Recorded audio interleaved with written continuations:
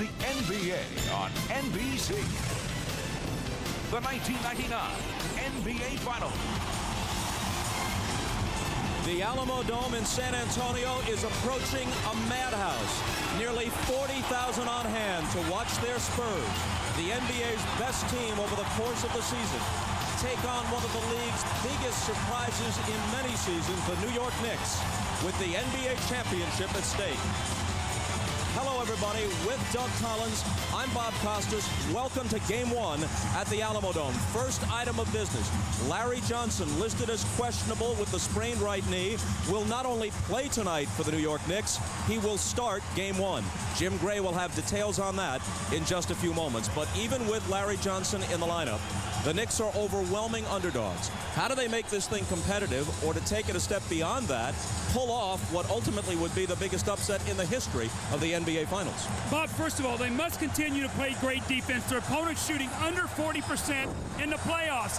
Then they must get great play from Latrell Sprewell and Allen Houston. These guys have been terrific. The slashing, the speed, and the quickness of Sprewell. The sweet shooting of Allen Houston in the low post with a little fadeaway, and the aggression going to the basket and drawing the three-point play. These two guys must score. And then the X factor, the guy who has changed their team, Marcus Camby, off the bench, instant energy with his defense and easy scoring. He's been great on the offensive backboard with his tips and his second shot opportunities, and then his shot blocking has triggered the Knicks running game. They need him to play well, and he must stay out of foul trouble, Bob. Well, the Knicks beat higher seeds, much higher seeds, when they defeated Miami and then Atlanta and then Indiana. But the Spurs are a different story. This is a team after a 6-8 start that has now won 42 of its last 48, including 10 consecutive playoff games. There's a reason for that, or in their case, two big reasons. Well, the great twosome of David Robinson and Tim Duncan, and these guys are complete players. They do it offensively and defensively. Duncan runs the floor and the strong finisher. You throw the ball in the post to him and the double team, you kick it out in the open three-point shot. And David Robinson, his quickness and ability outside on the floor, the quickness, the drive to the basket, and the finish, and then the great shot blocking. They take away anything in the lane. It's going to be vital for the Knicks to be able to meet the mid-range jump shot. And the Spurs have seen it all, Bob, defensively. In round one, it was Avery Johnson, almost 20 points a game.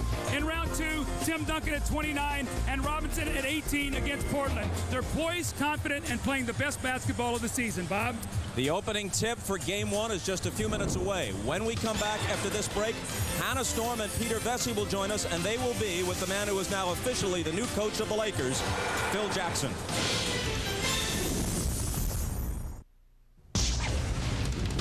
NBA Showtime is brought to you by E-Trade, the #1 place to invest online. Hi everyone, Hannah Storm back in San Antonio. Tip-off for Game 1 is set for 9:18 Eastern. In 6 of the last 8 NBA Finals, Phil Jackson was on the winning sideline as coach of the Chicago Bulls. Today, Jackson is back in the spotlight, named head coach of the Los Angeles Lakers. Earlier, Peter Vesey and I spoke with Jackson. I asked him why the Lakers were the team he wanted to coach. Well, it was the one that piqued my interest. It's a great challenge, and I think it's a marriage that's kind of meant to happen. For a number of reasons. Obviously, I didn't feel capable at this time to work 7 days a week, 20 hours a day for 52 weeks a year building a team. I didn't want the power or the situation that would put me into that kind of work grind routine. But I do like coaching, and I do think that this organization has all the pieces in place, and so it's not a whole lot of building that has to go on for this team to be a challenging team for the NBA title. Are you eager to have a chance to show that you can win and win championships without Michael Jordan? No, that's not why I'm here, Hannah. I don't even want to cast any kind of idea about that being the challenge of being here. The reason I'm here is because, I think it's a great fit. I think this is a team that, has shown that they need direction. They came apart a little bit at the seams last year. They can play better than they are, and they're dying for some organization on the court. Michael Jordan has said that he wouldn't play for any coach other than you. He has not 100% closed the door on leaving basketball. Is it a possibility that he could be in Los Angeles at some point? Very slim. Unfortunately, that the chances of Michael coming back, Dennis coming back, maybe even Scotty being here are very, very slim, even though I'm sure they'd be welcomed. Dennis obviously not so much, but Michael and Scotty. But I don't think those are realistic things to talk about. Why wouldn't it be realistic to think about Michael Jordan? Because of the money situation? I think Michael's retired, and you know I'm going to have to talk to him about how his retirement's going. I think he's retired. He's he's moved his weight equipment out of his home. He's kind of moved into a different form of life, and I think unless he really feels strongly about coming back, I think he's pretty much set on the idea that this has been it for him. Phil, the Lakers, one of their biggest or most conspicuous problems was lack of leadership. Mm-hmm. When do you get to the point of going to Shaquille O'Neal and telling him, look, you've got to make the commitment first in order to be the leader? I think this team has had a leadership void. I think they need someone to step up. Kobe's a young kid. He hasn't been able to do that yet. But he shows the potential of being a player that has those skills. And Shaq has those skills through the action that he takes on the court. How to mesh those together to make the team purposeful and one-minded is what it takes from a coach. Bill Walton is joining us with the finals. Bill, is this all the Lakers need to return them to championship level? Hannah, what's taken them so long? After another wasted season, the Lakers finally have a coach who can make Shaq run back on defense, who can keep Kobe from playing 1-on-9, and will realize that Glenn Rice is just not the right fit. But it all comes back to Shaq in the end. You can have John Wooden, Jack Ramsey, and Red Auerbach. Unless Shaq listens and learns from Phil Jackson, the Laker problems, Isaiah, are not going away. Bill, Shaq is not the problem. The problem with the Lakers has been wisdom and experience. And with Phil Jackson, they add those two things to the bench, which will make it easier for this Laker team to develop and grow. All right, now to the matter at hand, the finals. Who do you like? Well, you got to look at the Spurs and say you like them, but I like the Knicks only if they start Marcus Camby in the starting lineup. My basketball roots are all ABA, red, white, and blue, but I'm ashamed to say I'm picking the Knicks. Obviously, I'm a homer. This is a bigger mismatch than the Alamo. Are we to take that as you're leaning towards the Spurs? Okay, game one of the NBA Finals between the Knicks and the Spurs coming up. The player introductions and the tip-off next. The NBA Finals on NBC continue right after these messages. The NBA on NBC is brought to you by Original Coors. There's only one mile-high taste. Coors, the original. By American Express. Wherever you are, whatever you're doing, American Express helps you do more. And by Adidas. Long live sport.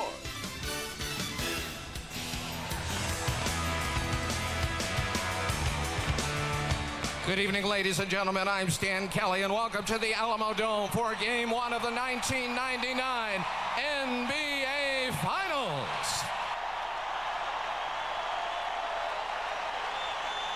First, the starting lineup for the Eastern Conference champion New York Knicks. Starting at one forward, 6'7" from UNLV, number 2, Larry Johnson.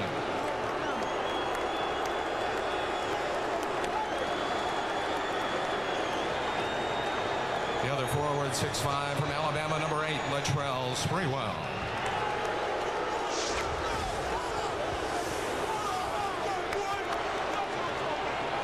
At one guard, 6'6", from Tennessee, number 20, Allen Houston.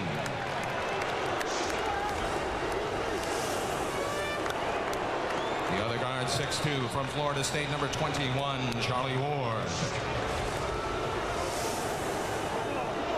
And at center, 6'11", from Yale, number 14, Chris Dudley.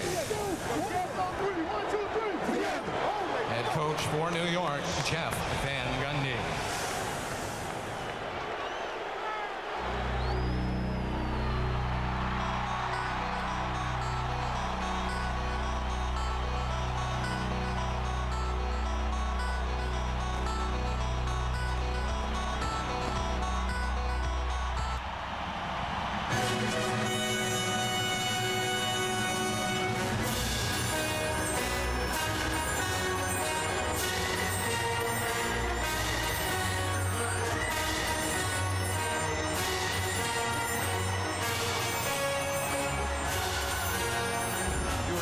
Someone else.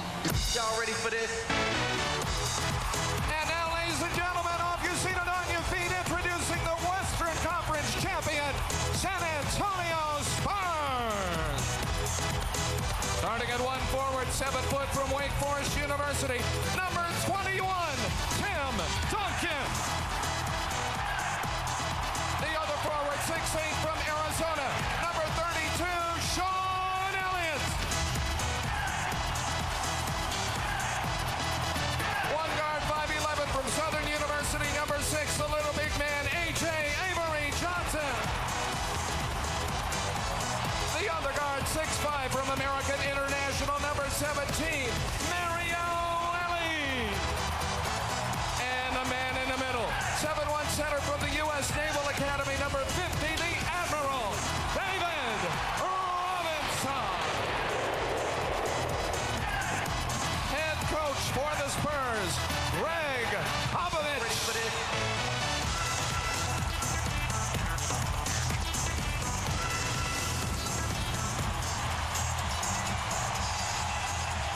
This will not be the biggest crowd in NBA Finals history. They put more than 40,000 into the Silverdome for the Pistons and Lakers in the late 80s, but this will be way up there, something close to 40,000, ready to roar. Let's check with Ahmad Rashad. All right, thanks, Bob. The San Antonio Spurs have been playing so well the last month or so. They've only played 4 games in 24 days, so it brings you to think, are they rusty? Well, I talked to Avery Johnson about it. Avery says that what they've done is they've had game-type scrimmages every other day with conditioning being done the odd day.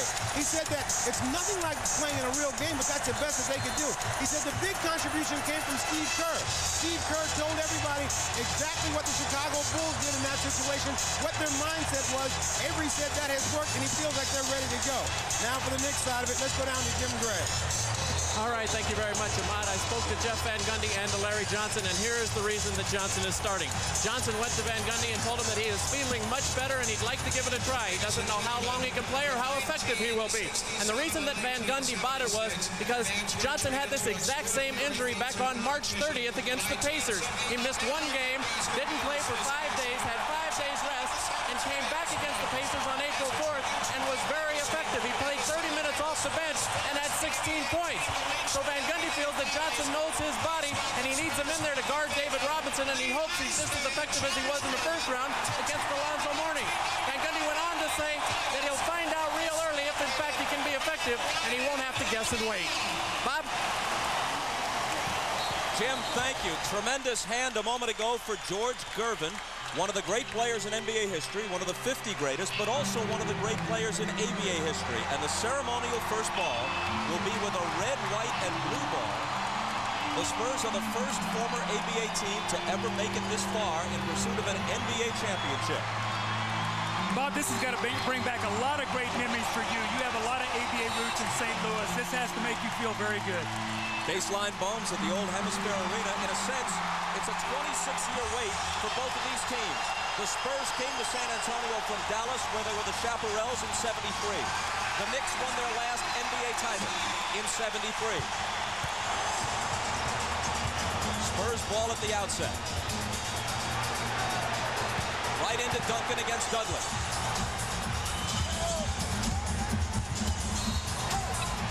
And an illegal defense is going to be called right off the bat. See, what New York would like to do guarding the post is not double team to start the game. See if they can play them straight up. They don't want to open up three-point shooting. But if they get some fouls, they're going to have to double team. The officials are Hugh Evans, Steve Javy, and Bennett Salvatore. Duncan, off the glass. That's the completeness that we talked about, his ability to step out on the floor and make that little jump shot off the glass. That's his shot. Ward around a Johnson screen. Now Houston against Ellie. Ties it at 2. What great confidence Allen Houston is playing with, coming off a 32-point game in Game 6 against Indiana. That little medium-range jump shot's the one he's going to have to take.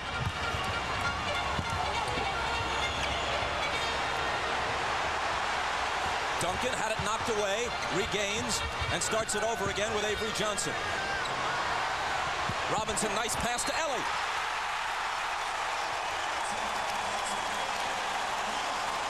The basket and 1. The foul is on Houston. When you talk about David Robinson and Duncan, they can do it all. They can pass, and a great pass. Mario Ellie cuts to the basket. Allen Houston got caught peeking at David Robinson. The nice back cut against the vision and the three-point play. The Knicks won Game 1 on the road in each of the 3 previous playoff series, at Miami, at Atlanta, at Indiana.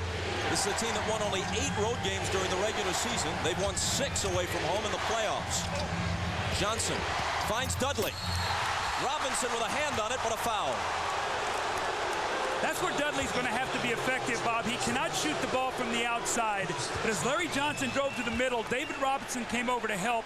Dudley flashed right to the front of the rim. Now, the problem is he's a very poor free throw shooter.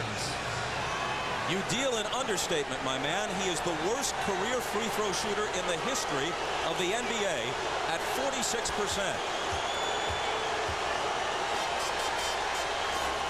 He literally talks to himself at the line, muttering high and straight each time he steps up. But as you see over his career, he's nearly made Wilt Chamberlain look like Rick Barry.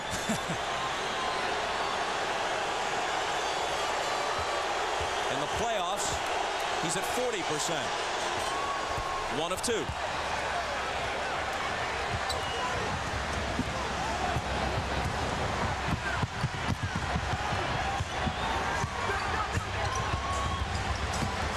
Johnson looking for Robinson. Dudley broke it up. Out of bounds off the Knicks. New York plays great weak side help, Bob. They're not a great shot blocking team without Camby. He changes the game, but they do a nice job of helping when you get cutters coming from that weak side.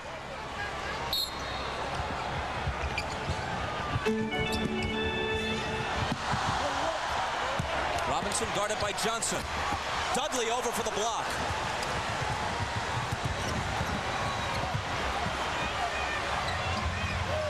Sprewell's first touch, first shot, off the back iron. Rebound Duncan.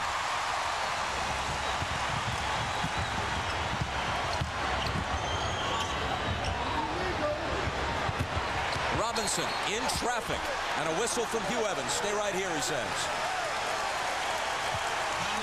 Foul is on Johnson, his first. Larry Johnson is going to try to use his strength and muscle on David Robinson, and the reason Robinson's in the post is because they feel they have the matchup there size-wise, so they move Duncan out on the perimeter, and they're going in the post, and they'll do it once again here to try to get Larry Johnson another foul. Here he goes, another whistle, and they got just what they came for.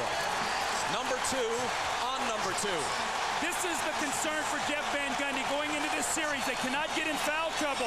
You go back to the matchup. Larry Johnson undersized. He's strong. But David Robinson just muscles into the lane and gets the foul.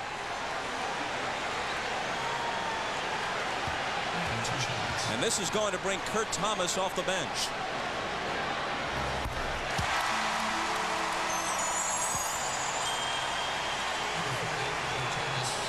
So the big story at the start of the game was that Johnson could play. Barely 2 minutes in, the story is he has to sit. Such a mismatch with the size, Bob. As they were being introduced, the starting lineup, I looked to you and I said, look how short the Knicks starting team is. So we'll see Camby soon, but they want to let Dudley play here a few minutes before they bring him in. Ward, whose performance during the regular season and playoffs has been off from a year ago, gives it up to Sprewell. Poked away, and Duncan has it.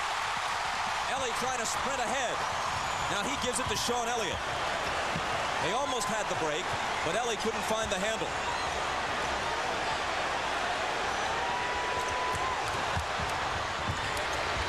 Duncan. Elliott. Missed what would have been a 2. His toe was on the line. Here comes Sprewell. Most dangerous in the open court, but he loses it to Avery Johnson. And a New York foul. You can see what New York wants to do. They want to push the tempo, but 2 quick turnovers by Sprewell. He has a tendency to get careless with the basketball. And that's what he did there. He picked up the foul, but it was good because Robinson was down at the other end. He would have had an easy dunk had he not taken that foul. Spurs lead at 6-3. Robinson. The rebound to Thomas.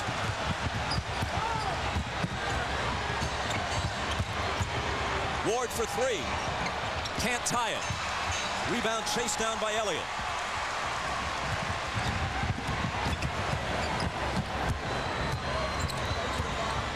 David Robinson given room by Dudley. Instead, passes up the shot and goes inside to Mario Elie. Spinning baseline and scoring. They found the mismatch. Charlie Ward was caught on Elie. Great patience that time. I really like the way San Antonio has started here, Bob. With all the time off, you expected them to come out and maybe be frenetic.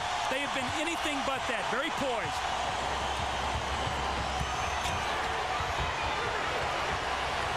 Allen Houston. Kurt Thomas. Short with it. Dudley poked it away from Duncan. Houston's jumper is there. Great screen that time by Dudley. Stepped over and freed Allen Houston. Allen off to a great start.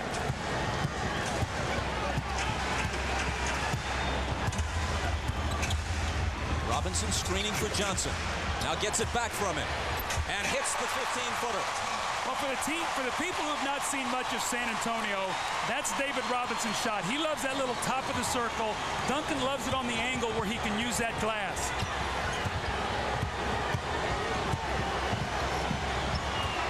Here's Sprewell on the move. Gives it up to Thomas. Dudley on the offensive glass. Thomas again. Shot blocking compresses. Thomas, Camby, Larry Johnson will have that little jump shot. They have to make that off the penetration from Sprewell in Houston. After 5 minutes, Spurs by 3. Robinson. Contact as he cut through the lane. Could have been a three-point play. Instead, he'll come to the line for 2. You feel the mismatch. You look inside. Great patience. Elie takes it to the basket. High over the shot-blocking arm of Kurt Thomas for the score. And then David Robinson fading out and shooting that little jump shot. He makes this one, and it sets up his next play where he drives and gets fouled.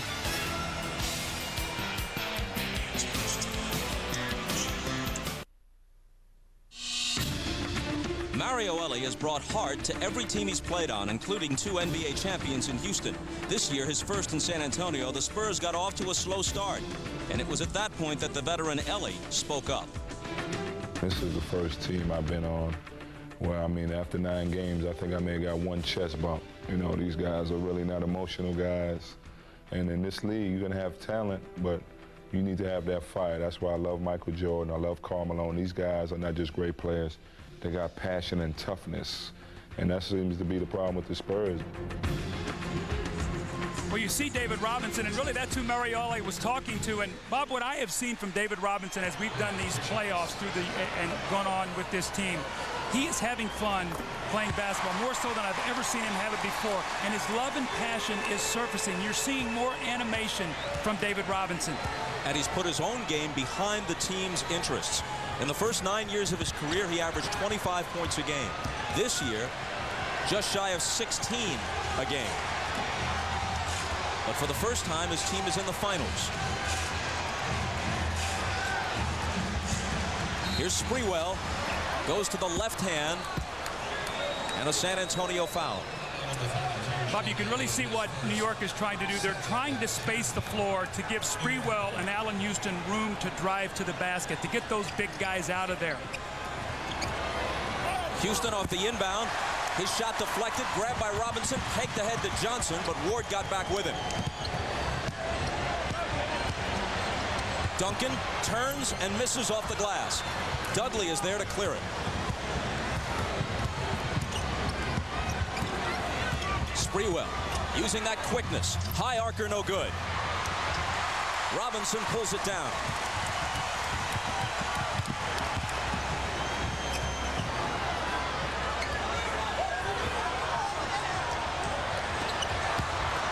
Johnson's pass knocked away. Houston comes out of the pack with the steal. They run the break, and Ward finishes it. That's when New York is at their best, forcing turnovers and running. A great job by Kurt Thomas fronting the post and knocking that entry pass away from Tim Duncan. Knicks to within a basket.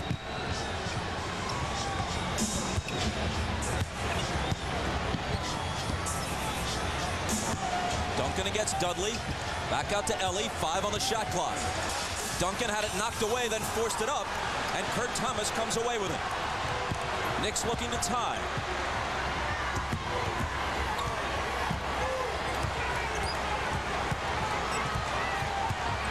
It's Ward. Thomas to follow. And Robinson takes it. Avery Johnson all the way to the hoop, tripped up. And the foul will be on Ward.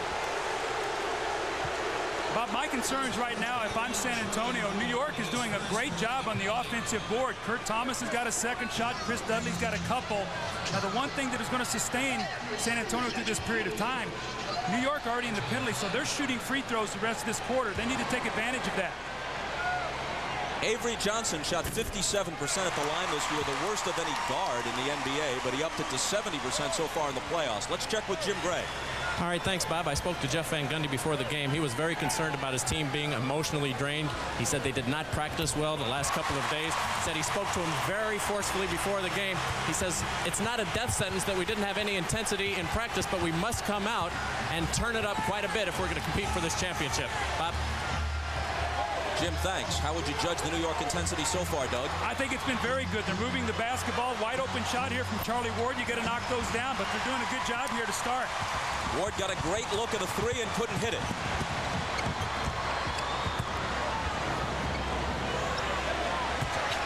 Robinson had it poked away, and Dudley takes it. Here comes Sprewell.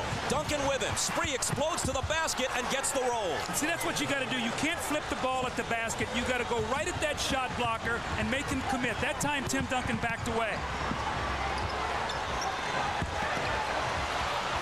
Duncan with the reverse. Just a matter of time if he's going to be single covered down there to get his feel of what Dudley's doing against him. Then he'll counter and do just what he did there, get the basket. Sprewell. Wow, what a shot over Tim Duncan. How about the quickness at first? Little ball fake, quick flash, then he pulls up, stops on a dime for the high arcer. Robinson inside, but missed it. Boy, Dudley, a nice job there. That's his second block shot, and it leads to a quick, fast break from Houston. So right now, New York has to be very happy, Bob. They're doing a good job defensively. They're getting out and running. They're getting some second shots. Jeff Van Gundy has to be very happy right now. Game tied at 15. Greg Popovich is not happy. He wants a timeout. 3:38 to play in the first. The steal from Kurt Thomas, the knockaway, and Dudley throws the ball ahead, and Mr. Energy, the one-man fast break, Latrell Sprewell, takes it right at Duncan and gets the kind roll. And then Sprewell once again, look at this little medium range shot. They're not going to let you get all the way to the basket. What a tough fadeaway over Duncan. And then Allen Houston again with that little pull-up. So the Knicks have the idea here. We might not be able to get all the way to the basket. We see the defense, we pull up, and we take what's given to us. One of the 50 greatest players of all time on these two rosters will finally have his weight end and will receive a championship ring. If it's Ewing, it won't be as an active participant. David Robinson is on the team that's the overwhelming favorite to do it.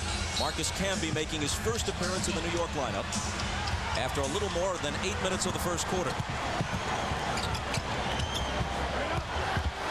Here's Duncan, surrounded by 3 defenders and a foul. Remember in the open I talked about Marcus Camby has been playing terrific basketball. What he's done, this is a cheap foul, Bob. You cannot reach in. You got to stay big, get the hand up, and make him shoot out over an extended arm. So Marcus Camby comes right in and picks up a quick foul. Jaren Jackson and Malik Rose are in for San Antonio. David Robinson and Sean Elliott are out. When I talked to Jeff Van Gundy yesterday, one of the things he talked about was we got to keep San Antonio off the foul line. What it enables them to do when they shoot free throws, they can get their defense back and get set against us, and now we have to work hard to score, so we've got to limit their free throw attempts. San Antonio leading 17-15, 7 of 9 from the line so far in the first quarter.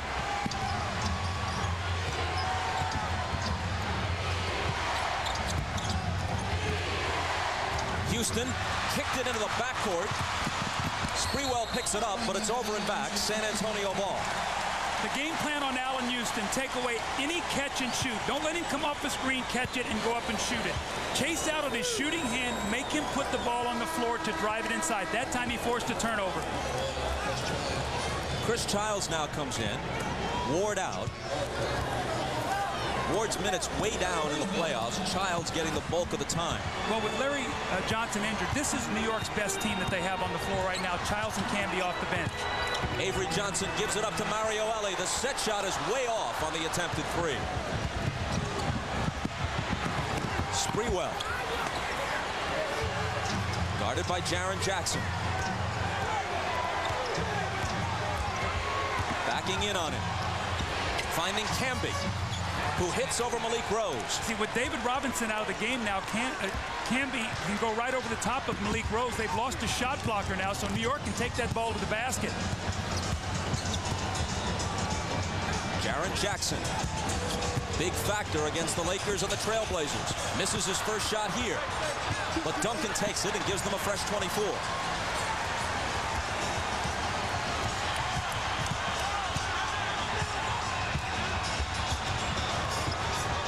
Malik Rose can't knock it down. Up and over the glass. New York ball. Latrell Sprewell orchestrates his whole play. He backs it out till he gets the double team. He tells Camby, cut to the basket. He sees Malik Rose. He said, I can go right over the top of him. And he scored. But Latrell Sprewell orchestrates this whole thing. He sees Duncan. The minute he comes, Camby cuts to the basket. No David Robinson. They get a layup. And you're watching the NBA on NBC.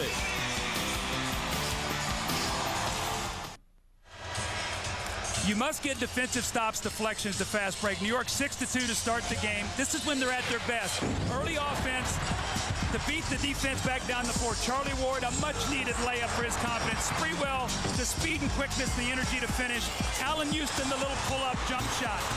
And when I talked to Greg Popovich, he said one of the things we must do is get back against their transition game. Game 1, they win plus 14. Game 3, plus 12.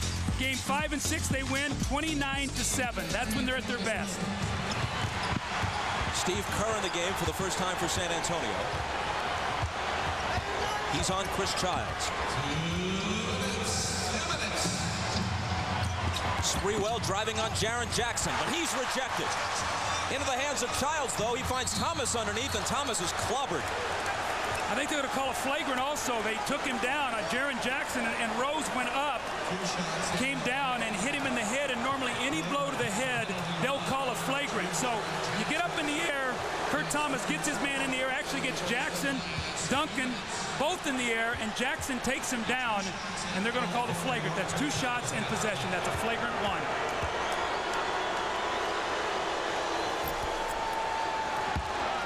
Let's go to Ahmad Rashad. All right, thanks, Bob. In the opening, we talked about the San Antonio Spurs having that long time out, trying to have the game-type scrimmages, trying to keep their conditioning. But obviously, with the way this game has started, it has not worked. You cannot play practice like it is a game. David Robinson, Sean Elliott, both really tired at this point, trying to get that second win. And it'll take some time because, Doug, as we talked earlier, you cannot really know what it is to have this crowd with this game-type action, try to get your breath back. So they'll recover, and they'll be back as the game continues. Rust is not a problem for Allen Houston. He continues on the roll he was on when they finished off the Pacers. His confidence level is higher than I've ever seen it before. And, of course, you coached him at Detroit. Here's Malik Rose inside and scoring. Well, they're going to need some energy from the bench. Get this crowd involved in the game. As Ahmad talked about, let the team get their second breath before they bring them back in.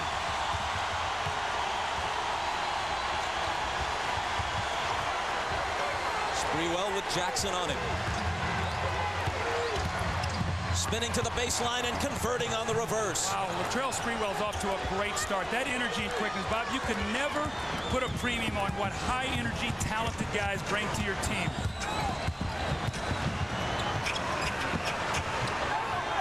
Houston up on Mario Elie. Slips past him, finds Jaren Jackson alone. He misses the 3. It's taken by Childs.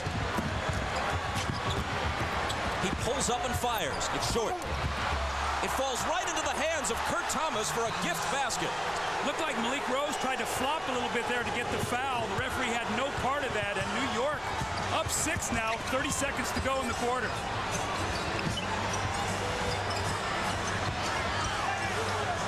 Elie the lob to Duncan. Between 2 defenders, he puts it in. How about the catch? How about the catch and the ability to come down as that big guy and lay the ball in the basket?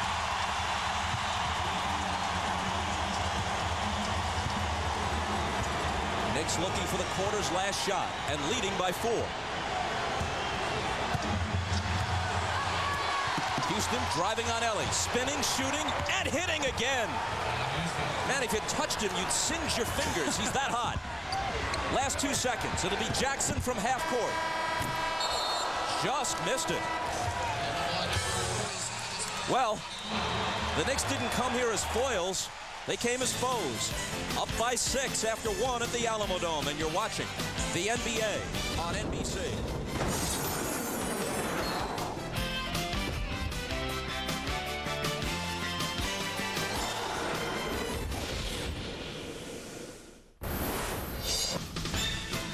You're watching the NBA Finals on NBC.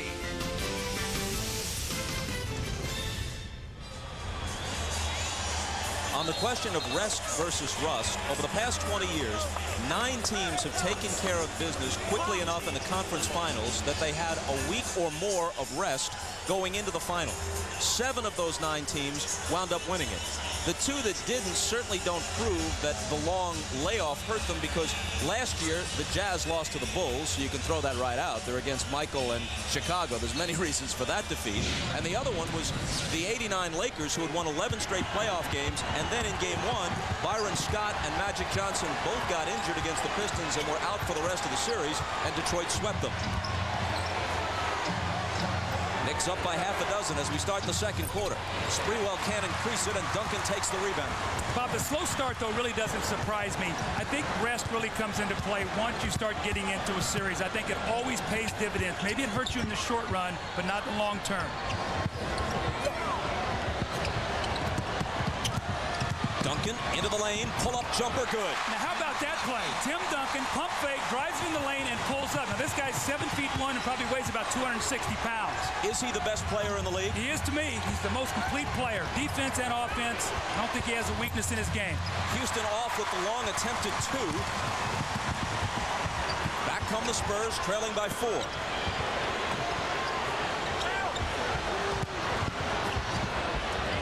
Steve Kerr for 3. It's not there for him. The all-time leader in career three-point accuracy, and he had a good look at it.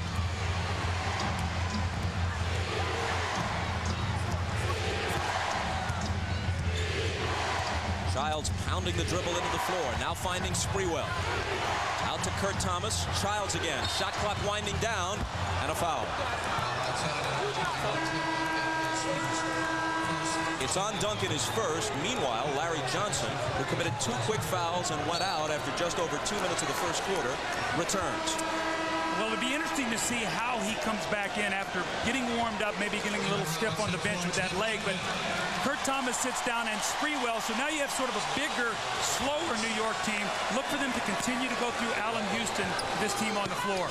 What did Kurt Thomas do while he was in there? 6 points, 7 rebounds, 2 steals. Houston is tripped. Jaren Jackson is hit with his second foul.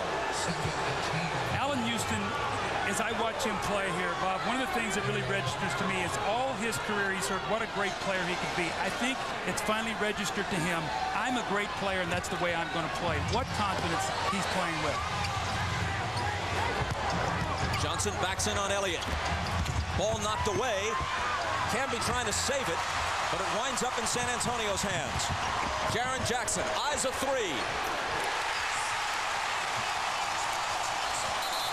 And the Spurs pull to within 1. And Chris Childs is hit with a technical on top of it. This is the one thing you don't want to do if you're in New York. Get this crowd excited. You're playing well. You get a 3-pointer from Jaren Jackson in the transition. Now Steve Kerr is going to shoot the technical. Keep your poise. Don't give this crowd anything to cheer about. But Kerr can't tie it. Let's take a look right here at Chris Childs, and let's see what happens after the play is over. He's just going to take and throw his shoulder into Malik Rose. I think Malik did a nice little acting job to go with that. But Chris Childs, important he stays on the floor. He and Camby give them great play off the bench. Johnson around the perimeter to Houston. Johnson Jackson against Rose, backing in. Now here's Childs, 4 seconds to shoot. Camby will. Loose ball battle, and it's out of bounds. And the Knicks are going to keep it. 9:43 to play in the first half. New York by 1. The NBA on NBC is brought to you by Gatorade Thirst Quencher, helping you play longer and stronger when it counts the most. Gatorade, is it in you? By Honda, a winning lineup of cars, sport utility vehicles, and minivans. By IBM, are you ready for e-business? And by the irresistible taste that makes you say, did somebody say McDonald's? We talked in the open the importance of Allen Houston and Sprewell scoring points. Allen Houston off to a great start, 10 points, and he's doing it in a variety of ways. The little medium-range pull-up jump shot off the screen roll. He drives it, fields Tim Duncan, pulls up over the outstretched hand, and then this little floater in the lane. So once again, the great confidence, and he and Sprewell have really energized this team to start this game. And you see Allen Houston getting better as the playoffs go along. Had a great series against Indiana, outplayed Reggie Miller, and also did a great job on the defensive end against him, going to 3 of 18 in the deciding Game 6. 10 points for Houston so far in this one. We're early in the second. Jaren Jackson intercepts Dudley's pass, cutting in front of Johnson, takes it to the hole and misses. Gets it back, finds Avery Johnson, and he decides he'll set it up. Jackson for 3. And as they battle for the rebound, there's a loose ball foul. And it's on Malik Rose, his first. Larry Johnson did a very smart play on that fast break, Bob. He was back. He couldn't take the foul because he already has 2. He would have had to sit down with 3. So he just sort of put his body up against him and forced him to take a tough shot, and he missed it. He seems to be moving and jumping pretty well, speaking of Larry Johnson. I think as the game goes along, he'll feel more trust in that leg. Bob, if you hurt a knee, if you've never done it before, it's a strange feeling. I've done it, and it feels like you're just off balance. The thing is not stable, and the more you can go, the more you trust it, the better you'll be. Camby against Elliott. Spinning on him, but it looks like a foul or an illegal defense beforehand. Illegal defense. Each team has been hit with 1 illegal defense warning. On the second, a technical is shot. See, Camby's in the game right now. He's playing as a small forward against Elliott. Let's see if they go back and try to post him again.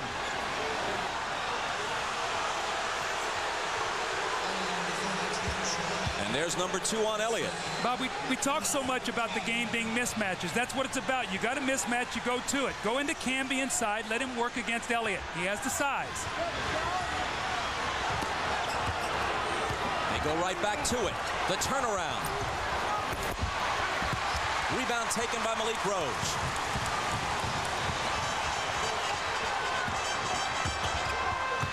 Jackson's pass intended for Robinson, broken up and stolen.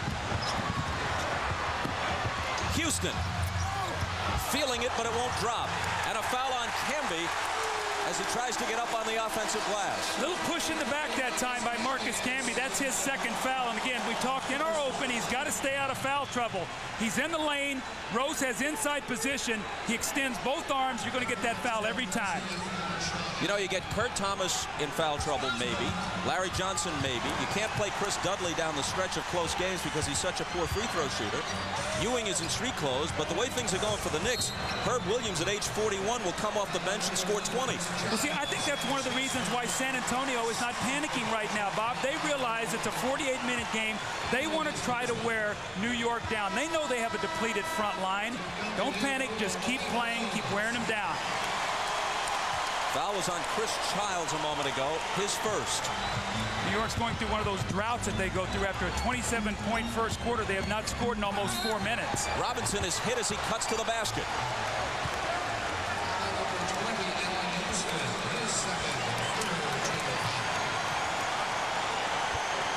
As he goes to the line, you can go online to MSNBCSports.com and check out a comprehensive playoff section called NBA Showtime Online. Isaiah Thomas breaks down the Knicks and Spurs matchup and picks a champion. Plus, you can email Bill Walton, every fan's dream, at MSNBCSports.com. Allen Houston getting his first rest, Sprewell in, so you can see the strategy of Jeff Van Gundy. He wants one of those guys on the floor all the time for their scoring. Can't rest them both at the same time. 1 of 2 for Robinson, but Duncan grabs the rebound. Jackson's open for 3. Larry Johnson takes it. Chris Childs backing away with his dribble. Johnson screening for him. The jumper is off, and the rebound is taken by Robinson. Avery Johnson pushing it up the floor. Robinson's the trailer for the jumper. Finally, the rebound winds up in Sprewell's hands.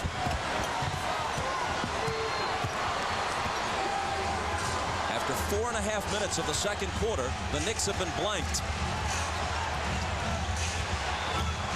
Johnson into traffic, and a foul called by Bennett Salvatore. It comes before the shot. It's on Jerome Kersey his first. For people who have not seen a lot of San Antonio, I think there's this perception out there. This is a half-court team. Bob, they would like to run too. In the LA series, they ran and they scored big points, so they want to run back at you. So don't get the feeling here that this is New York style of game necessarily. San Antonio wants to run also. Spurs are over the limit already in the period. And so Johnson shoots.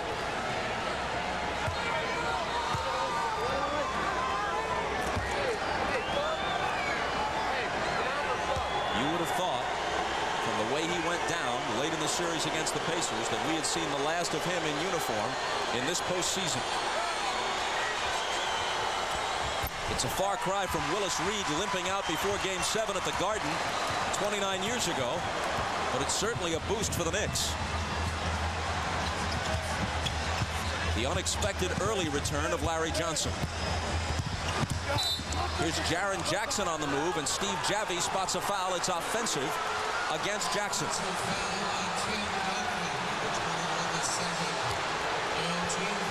It's on Tim Duncan. What happened, Bob, is as Jaren Jackson drove the baseline, he sealed and moved on that screen, so Duncan got caught with a moving screen on that play. And that's Duncan's second.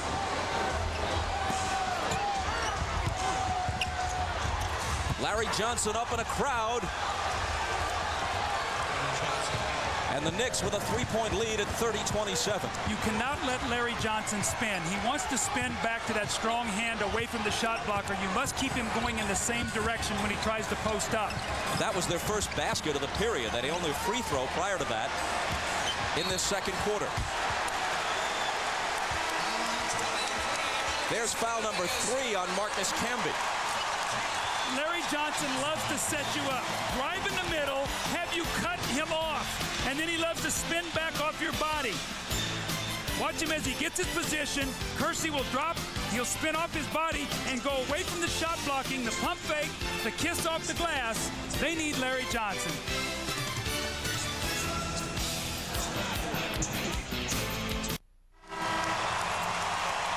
Welcome back to San Antonio. I'm Jim Gray. Larry Johnson is now playing in the game with just the rubber padding around his right knee. He started the game and came out for warm-ups in what's called a medial collateral ligament brace. There you see it. He took it off on his own.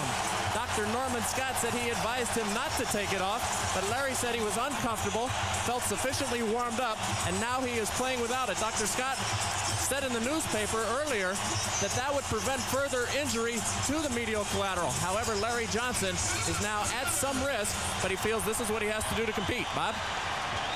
Jim, thanks. Spurs ball. They trail by 3. David Robinson cuts it to 1. That little isolation play, they love to bring David Robinson out to that free throw line extended and let him use his quickness. That time he scores against Kurt Thomas.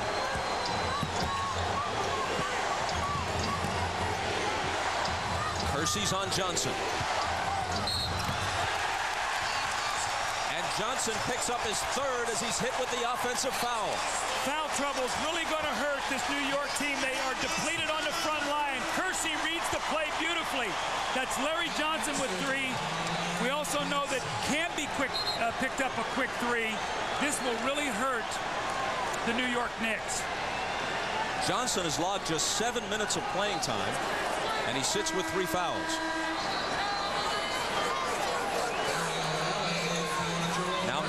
Kelly checks back in for the Spurs, and Kersey goes out. Little pressure in the backcourt from Childs. Duncan comes back, sets a screen for Avery Johnson, and he comes across.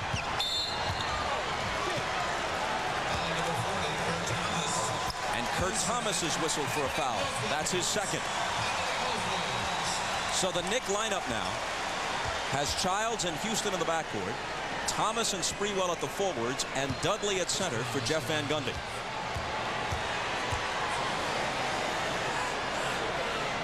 Prior to this year, David Robinson had played in 62 career playoff games and scored 20 points or more 45 times.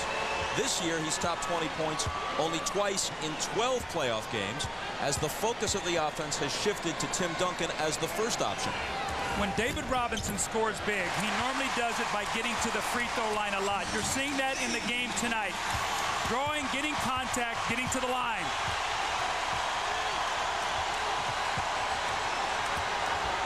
Sprewell to Thomas from 20. Overshot it badly. Jackson and Dudley chasing after it. And a loose ball foul on Jaren Jackson.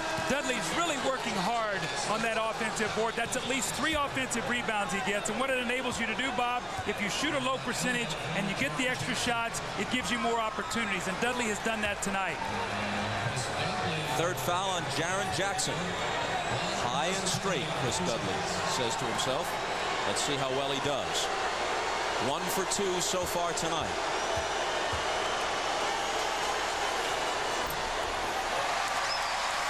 Tomorrow on NBC, America's funniest night of television. Must-see TV Thursday starts at 8, 7 Central with Friends.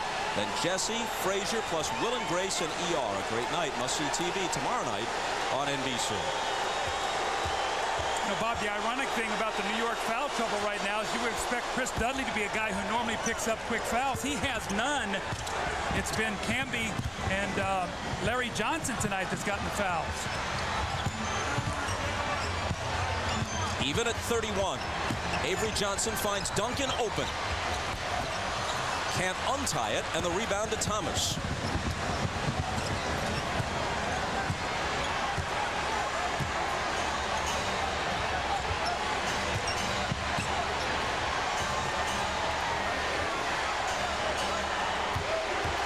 Sprewell with 6 on the shot clock now. Childs inside to Dudley, 2 seconds to shoot. Thomas beats the buzzer and misses off the back iron.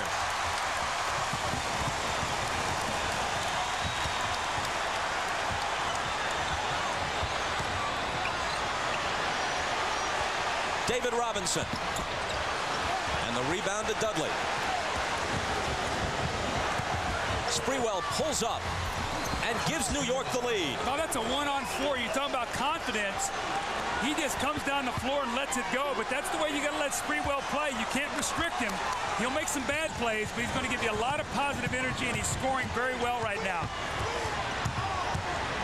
Childs all over Avery Johnson, runs him into a Duncan screen. Now up top to Robinson, the Admiral on the drive, and a foul on the play. It will go against San Antonio. It's Robinson's second. Again, the one-man fast break. Chris Childs, throw ahead to Sprewell, let him go to work. You see 4 white jerseys back there. Elliott with a hand in the face does not bother Latrell Sprewell. Ellie went for the steal. That left Houston open. Got to square him up. The way Allen Houston is shooting, you cannot give him those easy looks. And right now, New York is in a very good rhythm. They're going through Sprewell and Houston. The only thing that could really hurt them is foul trouble right now. Ellie against Dudley. Slings it back outside to Duncan. And Duncan lays it in. Looks like Dudley hurt his wrist on that play, or his elbow. They can ill afford another big guy to get hurt right now. He gets to his feet and joins his teammates, but Jeff Van Gundy's taking no chances. He asks for time.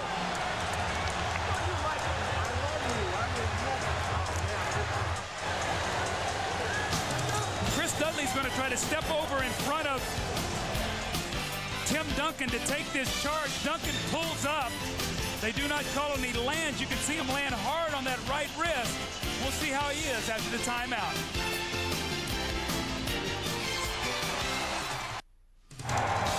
everyone, Hannah Storm. Coming up on the Prudential Halftime Report, we'll hear from New York's Marcus Camby, a big reason for the Knicks' postseason success. Camby describes his first meeting with then Knicks president Ernie Grunfeld after being acquired from Toronto. He said to me that, you know, Marcus, I think you are the guy that's going to get us over the hump once we play Indiana in the Eastern Conference Finals. Bingo. Bam. I mean, that really hit me once, you know, we clinched the victory the other night, and I was like, man, this is what Ernie envisioned. Marcus Camby, the player Larry Bird called the MVP of the Eastern Conference Finals. His conversation with Peter Bessie coming up at halftime. Right now, Camby has picked up 3 fouls, but his team leads the Spurs by 2 as we rejoin Bob and Doug at courtside. Hannah, thanks. No question that the team envisioned by the now deposed general manager Ernie Grunfeld had Marcus Camby and Latrell Sprewell getting big minutes and the team playing a more wide-open style. That's happened in part because of injuries to Patrick Ewing, which forced the change.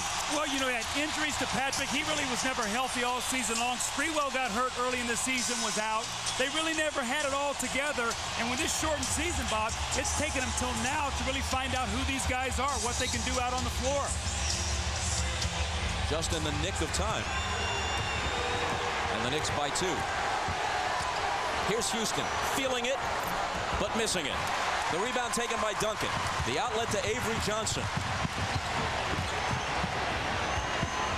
The bounce to David Robinson. Robinson against Dudley, who bothered the shot. The ball kicked to the side, and Sprewell wins the race for it, but he stepped on the sideline.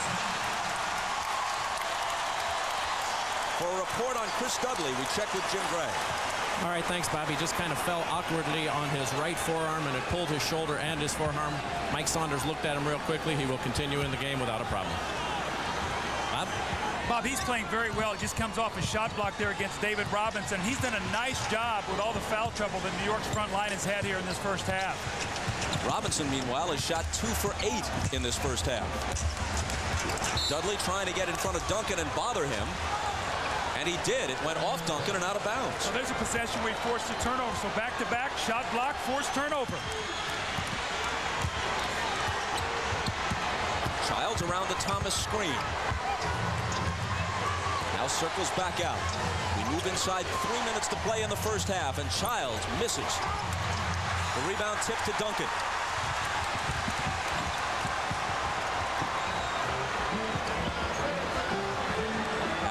With Houston all over him.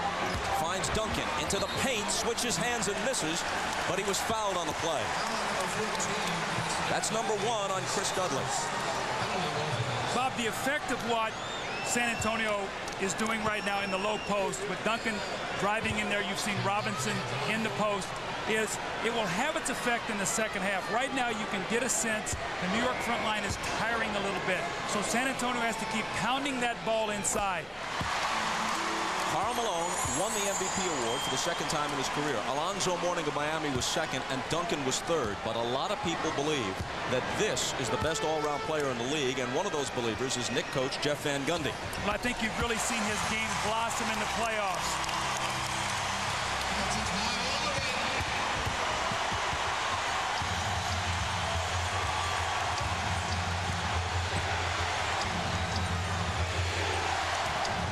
Here's Sprewell. Gets it back from Dudley. Spins and fires. Flat-footed rebound taken by Ellie.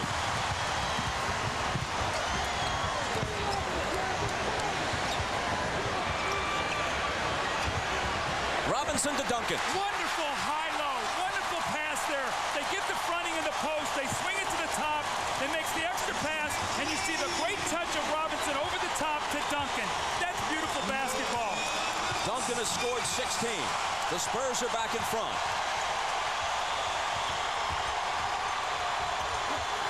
Dudley is blocked by Robinson. Into the hands of Avery Johnson. Here's Sean Elliott, who hasn't scored yet. Robinson's open. Spurs by 4. We always talk about the end of half, the last 2 minutes. New York must be very careful right now. San Antonio hitting them with a spurt. Jeff Van Gundy feels it. He takes a 20-second timeout. They don't want to let this half slip away here in the last 2 minutes. The timeout comes with San Antonio on an 8-0 run. see Duncan, he says, throw me the alley-oop. It's not there. He goes into the post. Kurt Thomas is going to get in front of him. So what do? You swing the ball to the top. Now you throw over. There is no weak side help. You get the score. And then Robinson with the block shot. So he has the assist. Now he comes over and he gets the block shot. And then he goes to the other end and he hits the jump shot. The complete package, the duo of David Robinson starting to make the mark in this game. Mario Elie says, I like that passion, David. More importantly, I like that block shot, too. How about Jerry Rice's comment?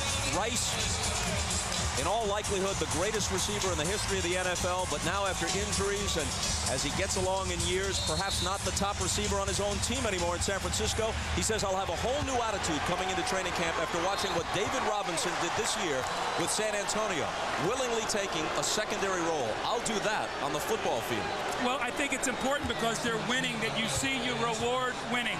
And that's what David Robinson says. I've been around long enough. I've had the stats. I've had the glory. I've been the MVP of the league. I've been the defensive player. I've led the league in scoring. The one thing I don't have is a ring, and that's what I want. After a foul by Mario Elie, his first, Houston hits the free throw. And Herb Williams, at age 41, the oldest player in the NBA, 4 years older than his coach, has checked in for the last few moments, last minute and a half of this first half.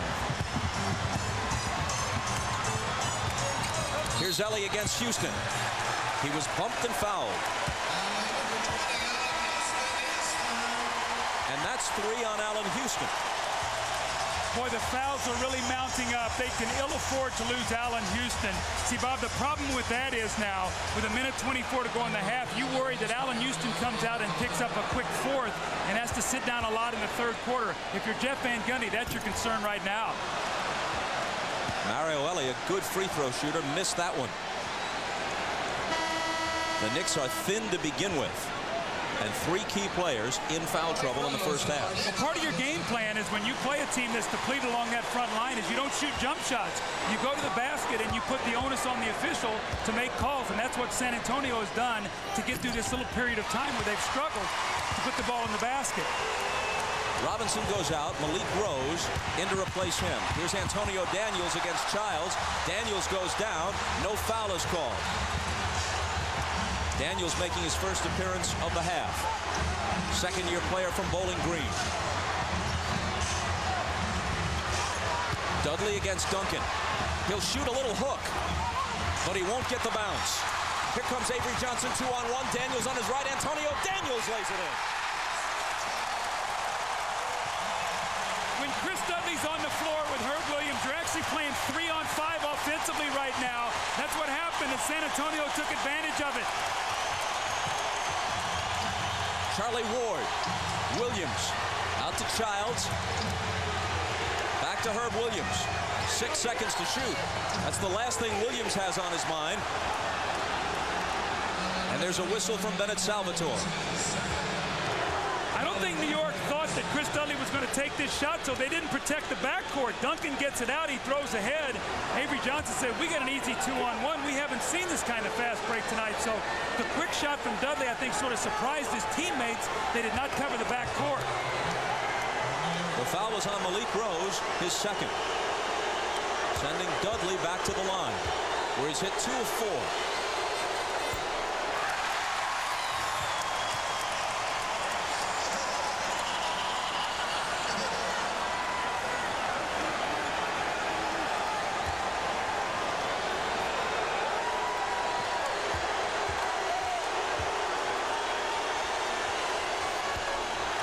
And now 2 of 6. Spurs maintain a 5-point lead. Last half minute. Duncan's open. And he drills the 20-footer. That was a set play to go 2 for 1. And now we'll get 2 shots to 1 in that last possession. 3-second shot difference in the shot clock, game clock.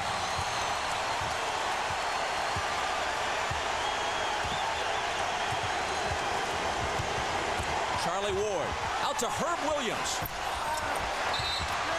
The tip doesn't drop. And a New York foul. Over the back on Dudley, attempting to follow on the offensive glass. It's his second. Again, Bob, we talk so much about free throws. Chris Dudley walks up, and he misses 2 free throws. They come down, Duncan scores to give you a 2-for-1 possession. Then he picks up the loose ball foul. That's a big swing right there where you're trying to stop the momentum going in at half with 3 of your players in foul trouble.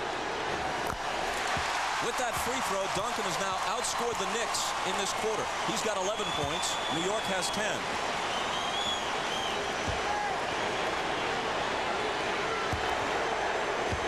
He's looking for his 20th point of the half. And doesn't get it. Last 4 seconds. Pass deflected. Dudley going to get off the last shot? Not quite. He claims he was fouled, but he'll get no satisfaction. San Antonio, with great defense, ends the half on a 14-2 run. So they were down by 4. They now lead by 8. That's the importance of closing out half. Stay tuned for the Prudential Halftime Report. Hannah Storm will be joined by Isaiah Thomas, Peter Vesey, and Bill Walton on the Showtime set. You're watching the NBA on NBC.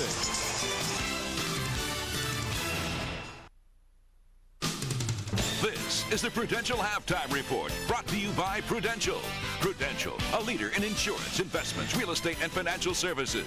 See why Prudential is today's rock-solid choice for your financial needs. It's halftime of Game 1 of the NBA Finals with the Spurs enjoying their biggest lead, 45-37 over the Knicks. Tim Duncan's terrific postseason play continues. He leads everybody with 19 points and 10 rebounds. Allen Houston leading the Knicks with 14. Hi, everybody. Hannah Storm along with Isaiah Thomas, Peter Vesey, and Bill Walton. We'll hear from these gentlemen shortly.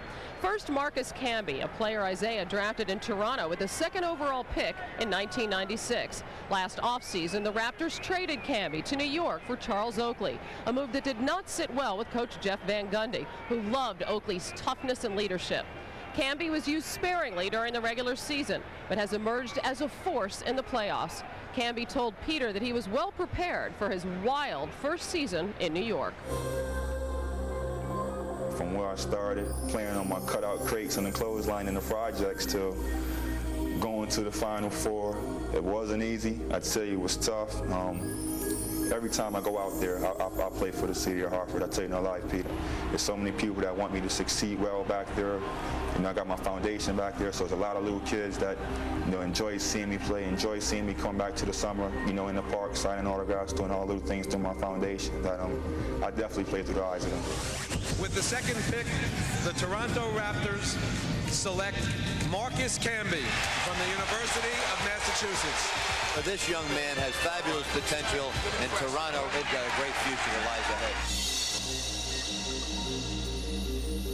The day you were traded for Charles Oakley, in that room, the Raptors room, they said we should say a prayer for Ernie Grunfeld because he was going to lose his job now that he had you.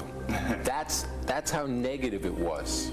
People were knocking the trade, bringing me here and bringing Latrell here, saying that we wouldn't, you know, mesh well with the team. But I think it was more about, you know, who was traded. We need a power forward now that Charles is gone. When you let Charles Oakley go and you replace him with Marcus Camby, that toughness seems to fade a little bit. Everybody's talking, harping on it. Every day. Every day. For Marcus specifically, Jeff Van Gundy, you knew he didn't want you. He wanted Oakley. And in some ways, you were a pawn, whether he'll admit it, between him and Ernie Grunfeld. I mean, did you see it that way? Did you feel it? Honestly, you know, in the beginning, I didn't see it that way. He told me, you know, Marcus, I respect you as a person. I respect you as a player. I mean, I have no gripes about the trade. In retrospect, do you believe him? I mean, I believe him till this day. I mean, so why weren't you playing then, Marcus? That remains to be seen, to be told. I don't know why I was playing, but, you know, the one thing is I never got discouraged. I never got down because I always knew deep down inside that I can compete at this level. Marcus Camby has been so impressive. Where do you think you would be today if Patrick Ewing hadn't gotten injured during the season? Probably still be getting DNPs? definitely no DMPs. I definitely really earned my minutes in practice. I mean, my guys would tell you I've been working extremely hard, and I've been dominating practice. So I know I'm dominating practice when guys are like, slow down, Marcus, you're going too hard, this and that. And I just love going against the first unit. I mean, I think that's really what motivates me. You know, our white team going against our blue team, and we dominate them each day in practice. So I know I can compete. While it's a shot out and really spoke my mind, you know, I just probably made matters worse, and it would have been an ongoing process, and we probably won't be in the finals as we are today. I mean, just one eruption like that can really disrupt a team. What was your reaction when Grunfeld got fired?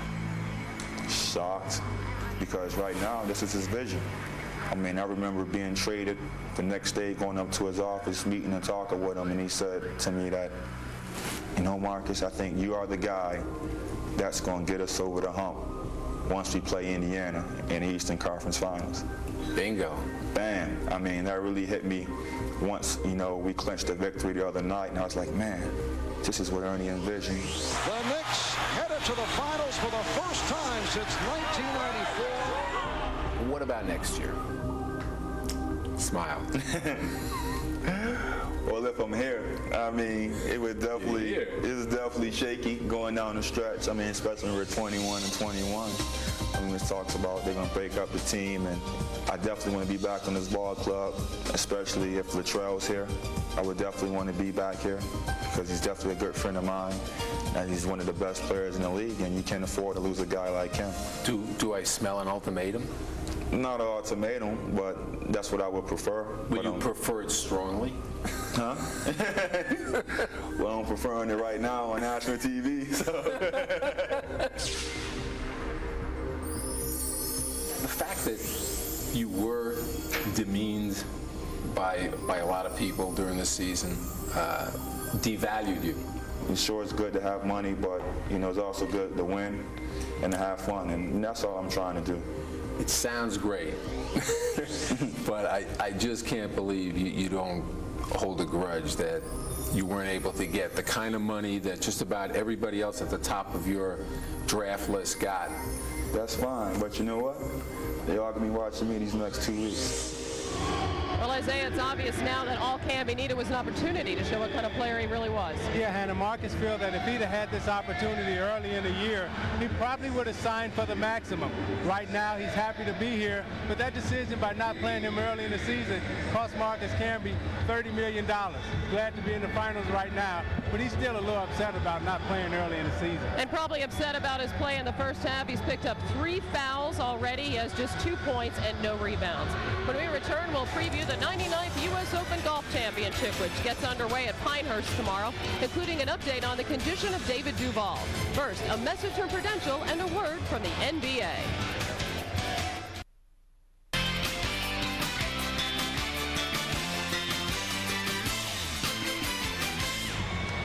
At halftime of Game 1, the Spurs lead the Knicks 45-37. Bill Walton telling us in the pregame this was a bigger mismatch than the Alamo, but the Knicks held the fort for a while, Bill. How did they hold off the Spurs in the second half? Hannah, the Knicks defense was good. It's surprisingly good. We learned that in the first game of Indiana. They denied Avery Johnson's penetration very good. What they need to do, they need to get a huge game, though, out of Allen Houston, who needs to play like Walt Frazier, and then Sprewell, he has to finish like Michael Jordan. The Knicks' dream's still alive, Hannah. The key play of the first half was when Duncan drove in. The Knicks are up 35-31. It could have gone against Duncan. If the call goes against him, he goes to the bench with 3 fouls. Instead, he stays in the game. The Spurs go on a 14-2 roll. Duncan gets 9 of those 14 points. With their big man in foul trouble right now for the New York Knicks, Jeff Van Gundy has a decision he has to make. Does he come back and double team Robinson and Duncan in the post and leave their perimeter players open, or does he continue to play the post man one-on-one inside the post and risk more foul trouble for his big man? All right, now quickly to today's coaching news in the NBA. The Lakers hired Phil Jackson, and according to Peter, that's a 5-year deal worth $30 million. Also, the Washington Wizards introduced Gar Hurd as their new coach. Isaiah, the Wizards had been talking to you about that position. Hannah, we had discussions with the Wizards ownership. I think the management made a good decision in hiring Gar Hurd. He'll do an excellent job right there in Washington. He's paid his dues, and I'm happy to see Gar in Washington. Well, we're glad to keep you here, Isaiah. I'm glad to be here. Very coachable, by the way, Isaiah. Meanwhile, in track and field, American Maurice Green broke the world record in the 100 meters today. His time, 9.79. Canadian Donovan Bailey set the old record of 9.84 at the Atlanta Olympics. And the 99th U.S. Open Golf Championship gets underway tomorrow in Pinehurst, North Carolina. With a preview, here's Dick Enberg. Hannah Fame Pinehurst #2 rests tonight on the eve of the 99th U.S. Open Championship. The world's best completed their final practice rounds today, almost to the man raving about the golf course. The big buzz directed at Pinehurst's unique domed undulating greens that should inspire creativity.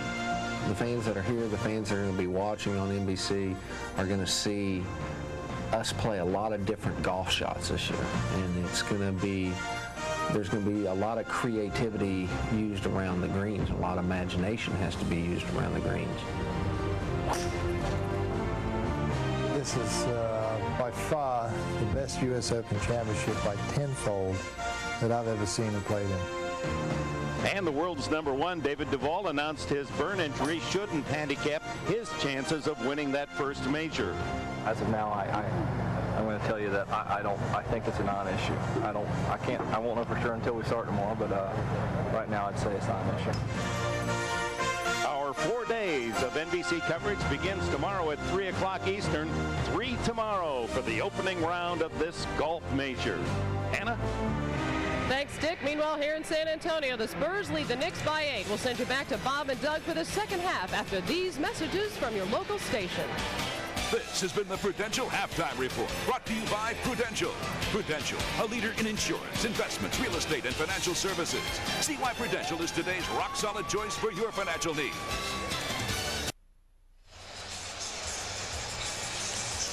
The Spurs up by 8 at the half. And just moments ago, our Jim Gray talked with Knicks coach Jeff Van Gundy. Outside the Knicks locker room with Jeff Van Gundy. Jeff, you have Houston, Camby, and Larry Johnson all with 3 fouls. How are you going to keep them in the game here in the second half?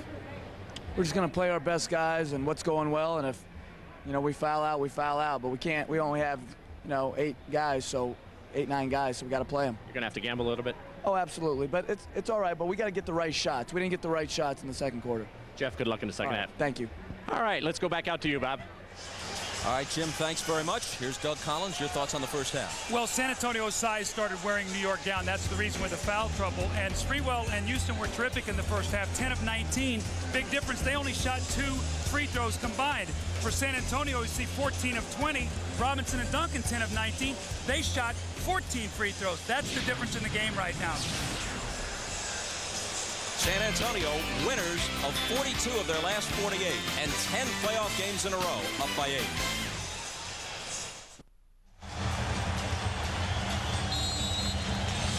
As we take a look at tonight's leaders, Avery Johnson has not attempted a shot from the field in this game. He took more shots than any Spur in the Portland series because of the way the Trailblazers geared their defense. The shots were there for him. Tonight so far, they have not been. So he's just been the distributor. Here's Larry Johnson, the Knicks with it as the second half begins. And a whistle before Sprewell can do anything with it. A 3-second violation against the Knicks.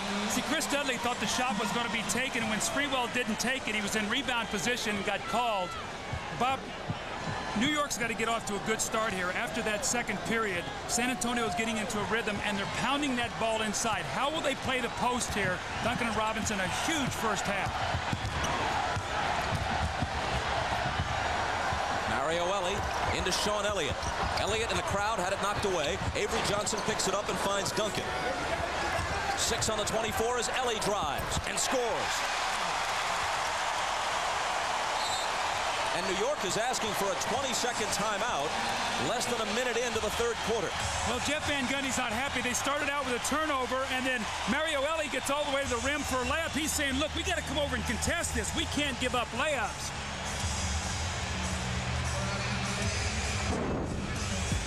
Well, David Robinson and Tim Duncan, inside, outside, they play so well together. The quick post up, put it on the floor, the little finger roll, the pass from Robinson over the top to Tim Duncan, and then shot in Elliott with a penetrating kick. David Robinson with a nice little roll off the rim for the jump shot, and about 30 points and 15 rebounds, 3 blocked shots. They have dominated this first half. Little did David Robinson suspect that his injury 2 years ago was going to lead to his best chance ever for an NBA title. I'll explain in a moment as the Knicks lose it on the turnover. Jeff Van Gundy cannot be happy with that. Charlie Ward is really struggling. He might have to come back quickly with Childs. Avery Johnson's first shot. And the rebound is taken by Ward. Sprewell. Out to Houston.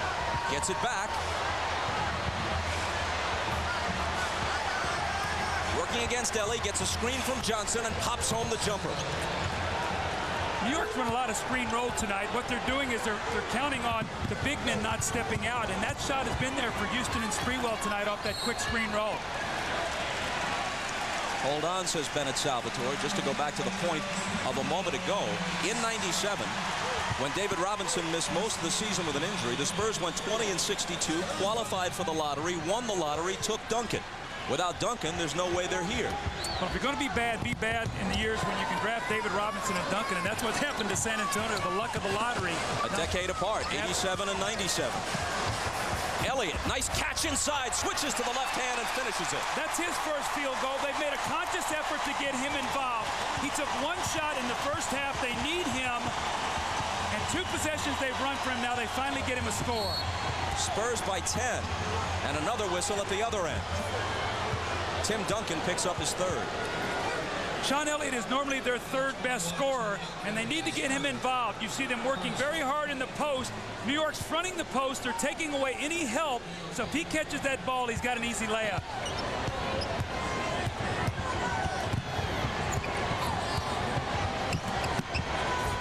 Allen Houston returns it to Ward for a 3. And he's got it. Boy, he needed that one.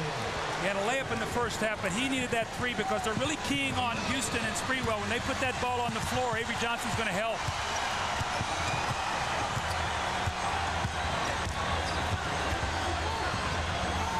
Here's Sean Elliott, Sprewell guarding him. Ball knocked loose and out of bounds and touched last by San Antonio.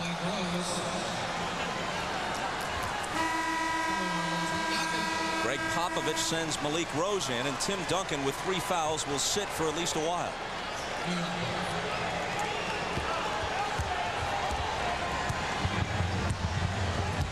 Knicks looking to cut into a 7-point deficit. Pass inside, knocked away, but recovered by Sprewell. Off the dribble, he fades and fires. Off the back iron, no good. And Robinson has it.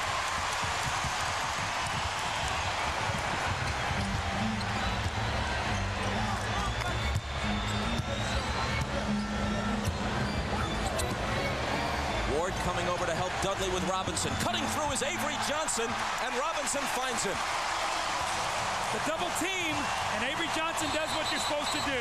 You go right to the basket, a great pass from Robinson. And Bob, looked like Malik Rose was going to go up and tip that ball in the basket. He realized the ball was going to fall in, and he pulled his hand back. That ball goes into the post. Charlie Ward starts peeking at David Robinson. Uh-oh, where did Avery Johnson go? He goes right to the basket, and Malik Rose pulls away from that. Looks like he's going to try to go up and maybe tip this ball at the last minute. He pulls his hand away. Smart play, otherwise it would have been goaltending.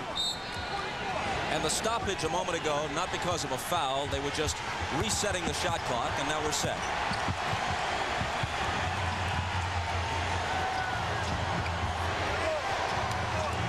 Larry Johnson inches into the paint, bounces out to Sprewell. Head fake on Elliott, but he traveled. Bob, in this season, remember, these 2 teams have not played each other. They're starting to feel each other out. New York had a great first quarter, 27 points. San Antonio's getting a handle on them defensively. They only have 15 points since then.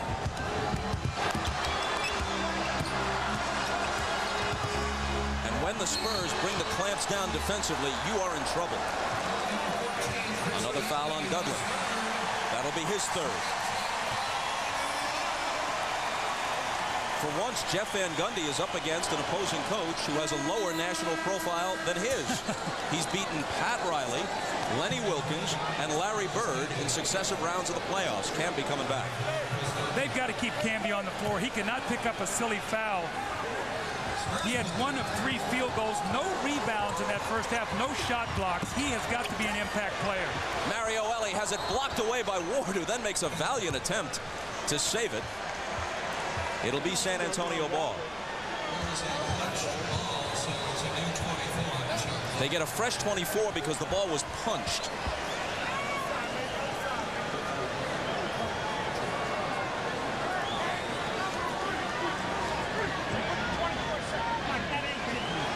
Spurs up by 9.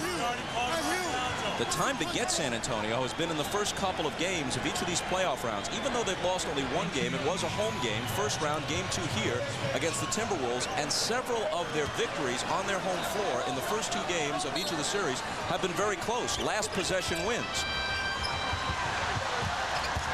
They had a discussion and they decided not to reset the 24. In any case, Elliott misses with the scoop on the drive.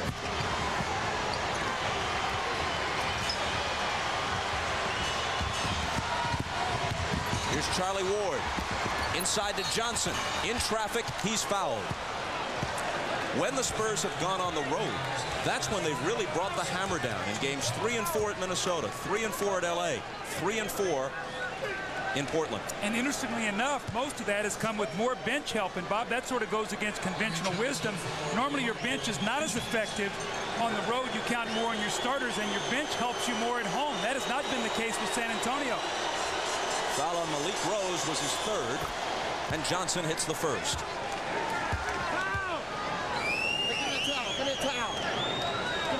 You know, with all the fouls and all that's gone on, New York, it's only an 8-point game right now. The game is right there in the balance for them. They're in good position. They've got to generate some offense. And, you know, Bob, we've said this as we've covered the Spurs in the playoffs. Teams have to find ways to score against this team, and it's very, very difficult because of that shot blocking. The Knicks, as most New York fans know, were 21 and 21 and in danger of not making the playoffs. Since then, they're 17 and 6, end of the regular season and playoffs combined. But to put it in perspective, the Spurs were 6 and 8, and since then, they're 42 and 6. And again, showed great patience. It was fire Popovich, trade David Robinson. They stayed with it. They let it play itself out. The guys worked into the rotations. They accepted the roles, and you see what's happened since. Apparently a little bit of blood on the face of Malik Rose, and according to NBA rules, he has to come out of the game until they close the wound. And Tim Duncan comes back playing with 3 fouls. San Antonio by 7. Mario Elie. Set shot short. The rebound to Camby. Sprewell blows by Elliott, gives it up to Johnson.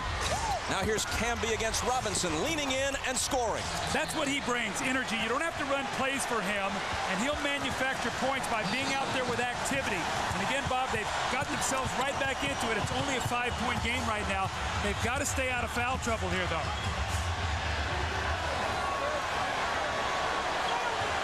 Duncan turns to face the basket against Johnson. And an illegal defense is called against New York. That's the 2nd, so it's a technical. What New York is trying to do defensively is they're not making a double team. They're trying to dig back in there and get help and then get back to their own people. And they've got caught a couple times getting below that illegal defensive area. And they've been whistled for it now. That's a technical, and they get the score. Mario Elie hits the tee.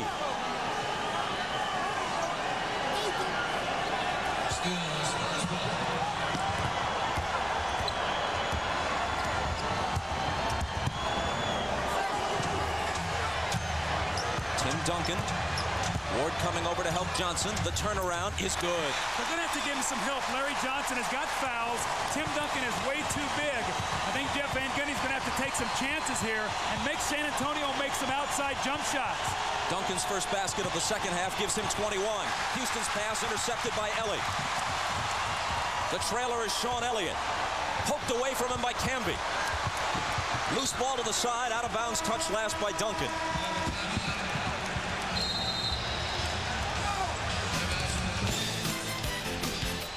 New York needs Marcus Camby. Energy, quickness. He has the size and length to finish around the basket. asking over Duncan and Robinson. He gives him a layup. But then Tim Duncan with the counter. In the post, he takes his time. No hurry. Reads the defense. Charlie Ward comes down. He goes back. Steps in between the double team and just too big and tall and finishes against Larry Johnson. Nick Ball when we come back. The NBA on NBC is brought to you by Bud Light.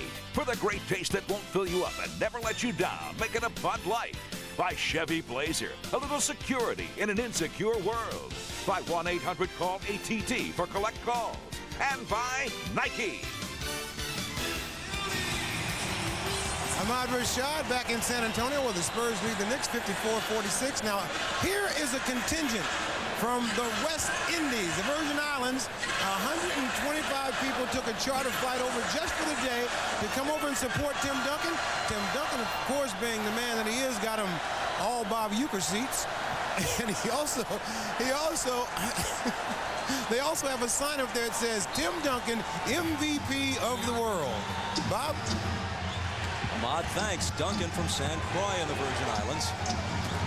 The pass inside for Houston is broken up. It'll still be New York ball. Well, during that timeout, Jim Gray heard Jeff Van Gundy say to Larry Johnson, he's got to get more involved in the offense. They need him to step out on the floor. He can shoot that little medium-range jump shot when David Robinson goes for his shot block. So he's got to be more aggressive. Houston working on Ellie, running one-hander, no good. Rebound off Robinson's hands, but it bounces to Elliott. Spurs by 8 and with the ball.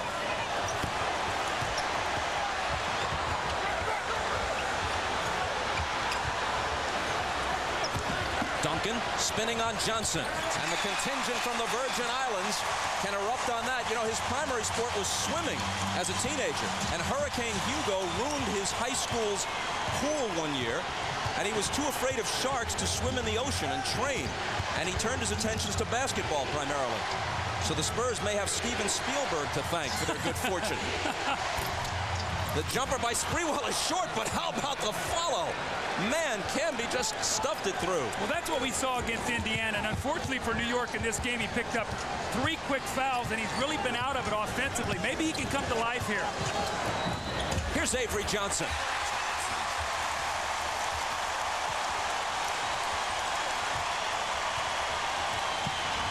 Spurs by 10.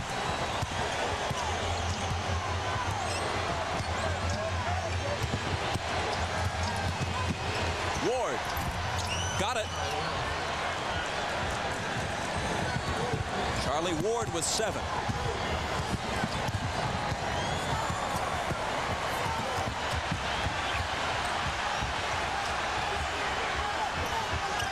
Robinson looking for Duncan and finding him. What makes these two guys so great together is they both can pass the ball. David made a great pass away from the defense, and Tim Duncan went up and caught it, brought it down, and finished and scored. Bob, one can go inside, the other outside. They played beautifully together. Duncan's got 25.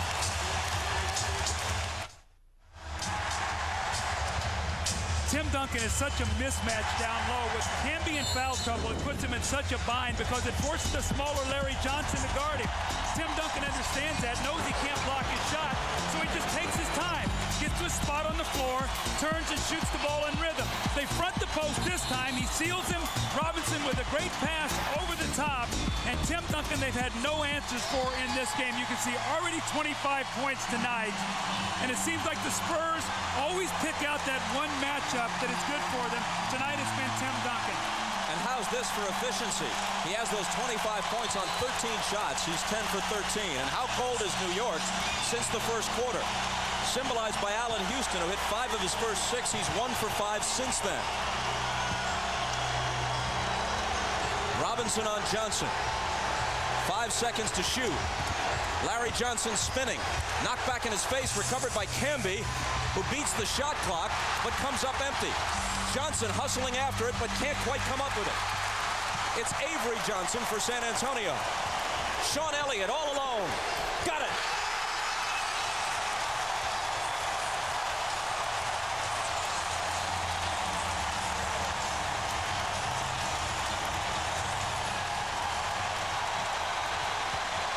Sprewell. Into traffic, finds Johnson, and then the tip for Camby.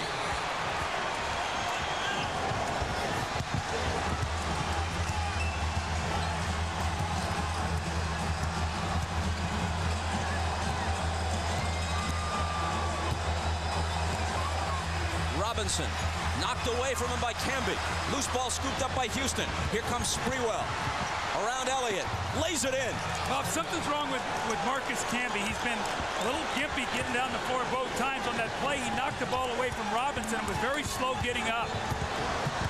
Meanwhile, Sprewell on the dribble can move as fast as most people can run flat out. Duncan had it knocked away. It's still San Antonio ball. 5 on the shot clock. Marcus Camby holding his side there. I don't know if he got kicked in the leg or got the breath knocked out of him, but boy, he's got to hang in there, Bob. He's come to life in this quarter and given them some baskets around the rim, something they've desperately needed. Here's Jaren Jackson, 2 seconds to shoot. Jackson does, and the Spurs have now made their last 6 shots from the field as they begin to pull away. So they had no outside shooting in the first half. It was all post-up Duncan Robinson. Now the outside guys are starting to get free. Sprewell quiets the crowd just a bit. He scored 14.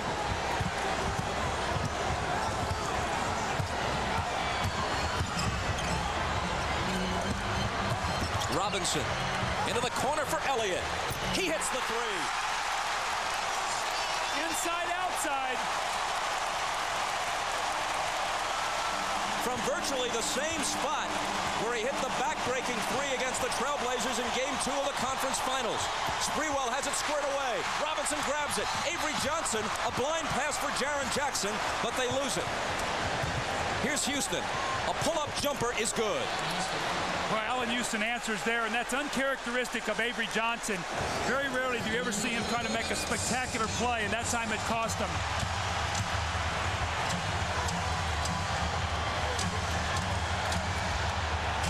Here's Duncan. Guarded by Thomas. Driving on him. Off-balance shot, no good.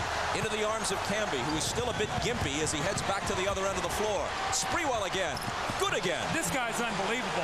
He's got more energy. He can't wait to get the ball in his hands. Do you think he's phased by any of this? I know he's not tired.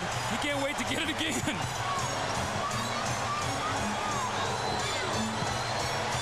Camby trying to contend with Robinson. That leaves Jackson wide open, and he knows what to do. Jeff Van Gundy didn't want to double team the post. His guys are in foul trouble. Now he's got to give them help. Now you're turning loose the shooters. Sprewell can't answer this time. Line drive rebound to Sean Elliott. After a pair of 3s, they lead by 10. Last minute of the 3rd.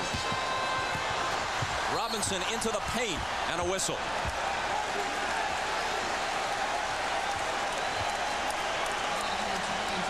We go back a few minutes now. Camby knocks that ball loose from David Robinson. And as the ball was picked up by Allen Houston, they tug. You see Camby get up, and he's really limping right there. Since that point in time, he's really been favoring that leg. And now he's picked up his 4th foul. Sending Robinson to the line.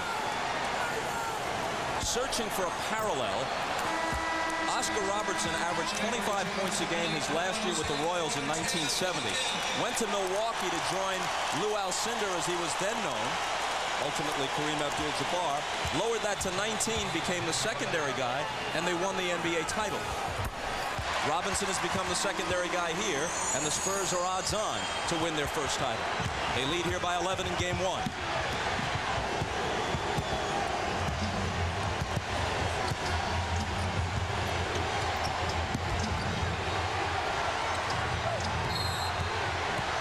Whistle, illegal defense. Let's check with Jim Gray. All right, thanks, Bob. Mike Saunders right now is wrapping the left knee of Marcus Camby. It's a contusion that he suffered on his knee. Don't know right now his status. Camby indicated when he came back to the bench that it was bothering him, that he wanted to continue later in the game. We'll find out more and pass it on. Bob. Thanks, Jim. Both teams have now been hit with 2 illegal defense calls. Houston swishes the technical foul shot. New York ball. They trail by 10. 35 seconds on the game clock. Can they get a quick shot at 2 for 1? If they get a couple scores here, Bob, get this under 10, they're still in the ball game. Houston for 3. It rattles in and out. Would have been a big one. Rebound tap to the side. Sprewell saves it to Johnson. Wow, what a play. Here's Kurt Thomas inside from Ward.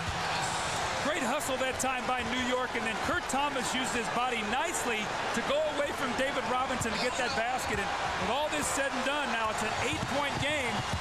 New York hanging in there. Foul to give for the Knicks here if they choose to.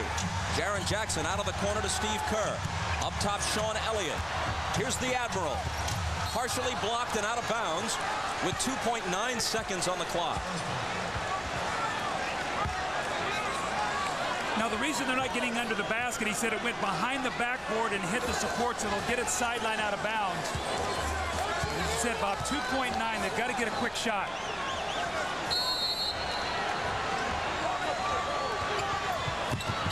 Elliott into Kerr.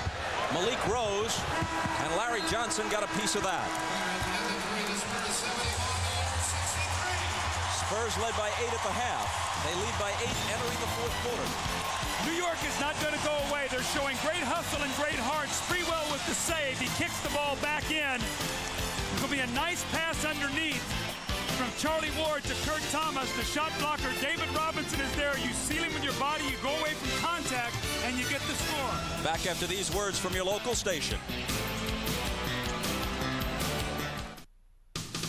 This copyrighted telecast of the National Basketball Association is intended solely for the entertainment of our audience, and any retransmission, reproduction, rebroadcast, or other dissemination or use of this telecast, or of the pictures, descriptions, or accounts of this game, without the express written consent of the National Basketball Association, is prohibited.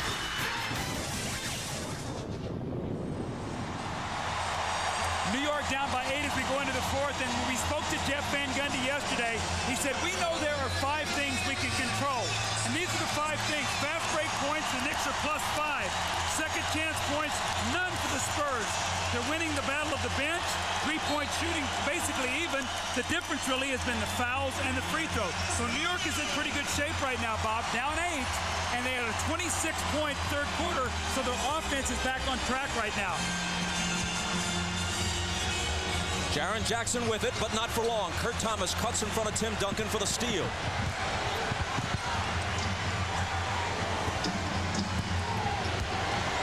Fourth quarter opens on a good note for the Knicks.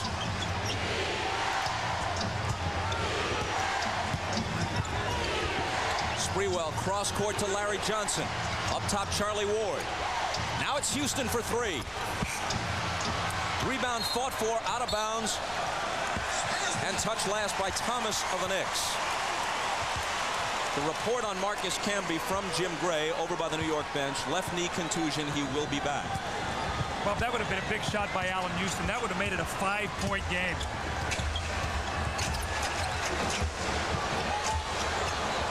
Steve Kerr lobbing for Duncan. 2 defenders on him. Cross court to Elliott. His 3, no good. Bounces up, hits the shot clock. New York ball. I expect New York to be much more aggressive defensively in the double teams in this fourth quarter. It might be that they were saving their double teams to get into the fourth quarter to force them to shoot the ball from the perimeter. You saw the quick double team that time. New York, a very small team on the floor. No Dudley, can be hurt, and Larry Johnson right now is still a little bit gimpy, but a very small team for New York. Quickness, speed, they want to penetrate and make shots.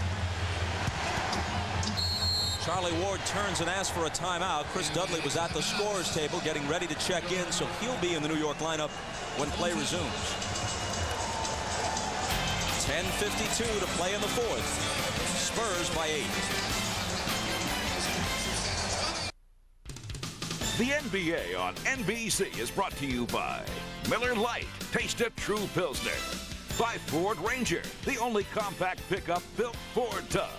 And by Lake Placid, you'll never know what bit you. Opens wide July 16th. The reason Jeff Van Gundy took that timeout is you're going to see Larry Johnson here on this play. He gets that right leg extend, and remember, he had the brace taken off in that first half, so he looks like he hyperextends that leg a little bit, the one that was so sore coming into this game. Jeff Van Gundy took the timeout to talk to him. Get one more look here. You see it's the right leg. And you can just see he overextends it just a little bit. Nothing serious, but when it's that sore, and you see Larry Johnson now sitting on the bench, and again, he took that brace off, which makes him more susceptible to re-injuring that leg. Johnson has played 17 minutes tonight. He scored 5 points, taken 1 rebound. Houston was fouled as we go to Jim Gray. All right, Bob, the report from Mike Saunders, the Knicks trainer, is Larry Johnson tweaked his knee a little bit, twisted it slightly. He refused any treatment, any ice. He wants to return to the game and probably will. Bob? Jim, thanks again. The foul on Jaren Jackson was his 4th. Johnson watches his teammate Houston go to the line and hit the first. Allen's wife Tammy gave birth to a baby girl this week, little Remy. I was kidding Allen before the game. I said, Allen, you'll go to any cost to be able to get out of a practice. I said, you tell your coach you'll get a big game in Game 6. He had 32. They eliminate Indiana. His wife goes into labor on Saturday. He misses practice. I said, you'll do anything, but congratulations to Allen and his beautiful wife.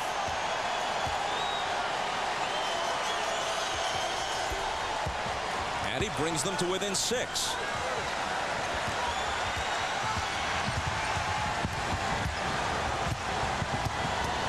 Ellie out of the backcourt with a toss to Kerr.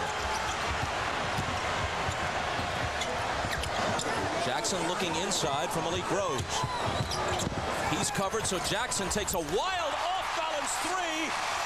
And that's the kind of season and playoff run it's been for San Antonio. I just watched Jeff Van Gundy. The look on his face said it all. He could not believe that shot went in the basket.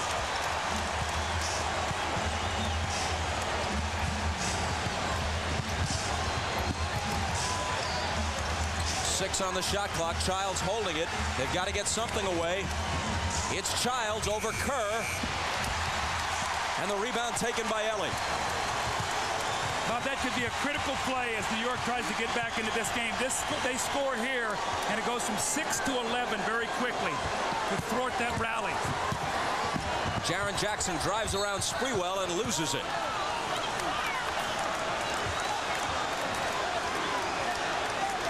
Man, that shot he hit a moment ago was ridiculous. Reminiscent of Sean Elliott falling out of bounds, keeping his feet in bounds as he took that shot.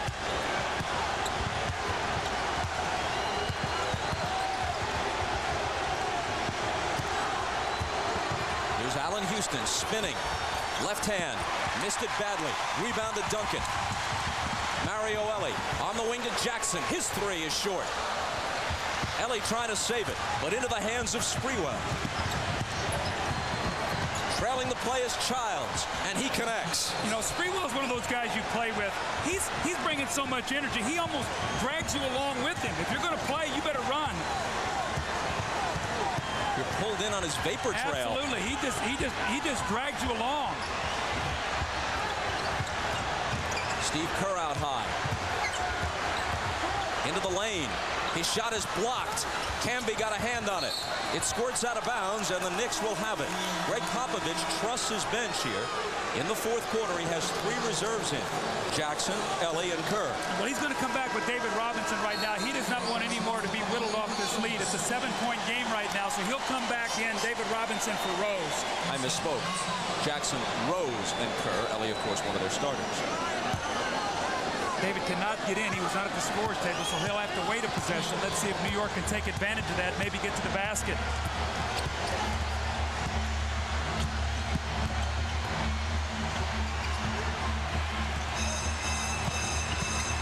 Sprewell finding Camby. Little touch pass over to Thomas, and a foul. That's 4 on Malik Rose. You see more teams doing this now. Out of the double team, Bob, they cut a man right to the basket, and they just sort of lob the ball up. He goes and gets it, and he's either a passer or he drops that ball off. This time he got the foul. Misses the first tonight. When the ball game is over, the late night action begins. First, the Tonight Show with Jay Leno. Among the guests, Dennis Rodman. Then it's Late Night with Conan O'Brien. Conan has ER's Noah Weiler. The Tonight Show and Late Night with Conan O'Brien coming up on NBC.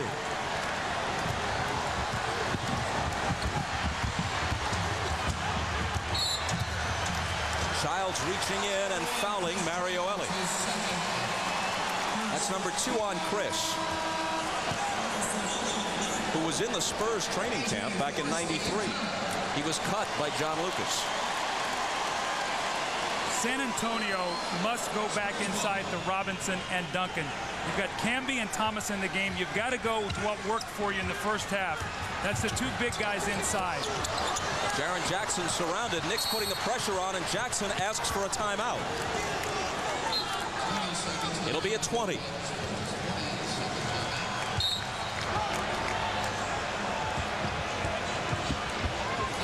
Well, they first signaled for a 20.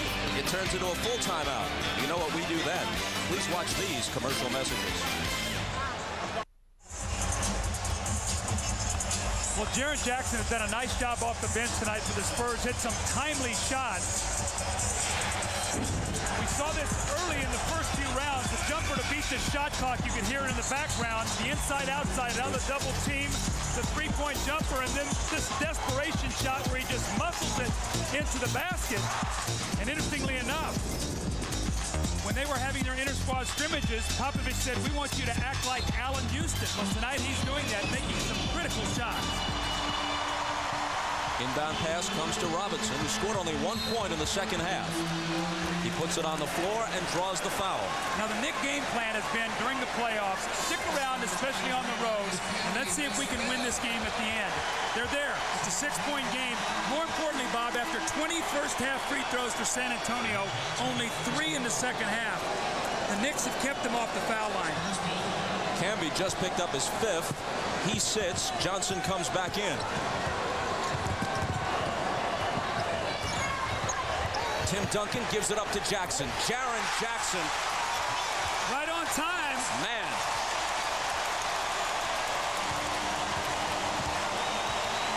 He has just been huge throughout this playoff run for the San Antonio Spurs. Sprewell. Tip try by Thomas won't fall. And Duncan protects the rebound. Spurs by 9.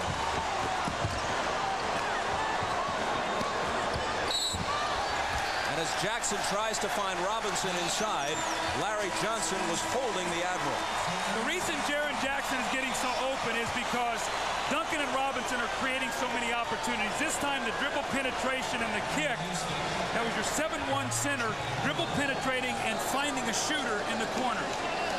4 fouls on Johnson. Duncan open. Short from 20. Rebound snatched down by Sprewell. He weaves his way into the front court. Finds Chris Childs. The bounce back inside to Sprewell. Now Larry Johnson. Off the glass, no good.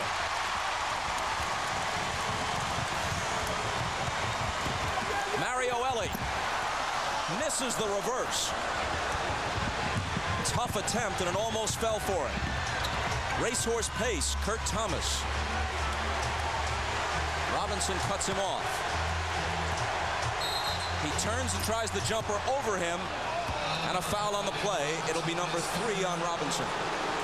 Foul trouble is still a big story right now when you look at about 7:04 to go in this ball game. David Robinson picks up his 3rd, but you see Camby with 5, Johnson with 4, Dudley and Houston with 3, Jackson and Rose with 4, both those guys off the bench. Duncan and Robinson still in good shape with only 3. Sprewell's jumper is off. Robinson has the rebound.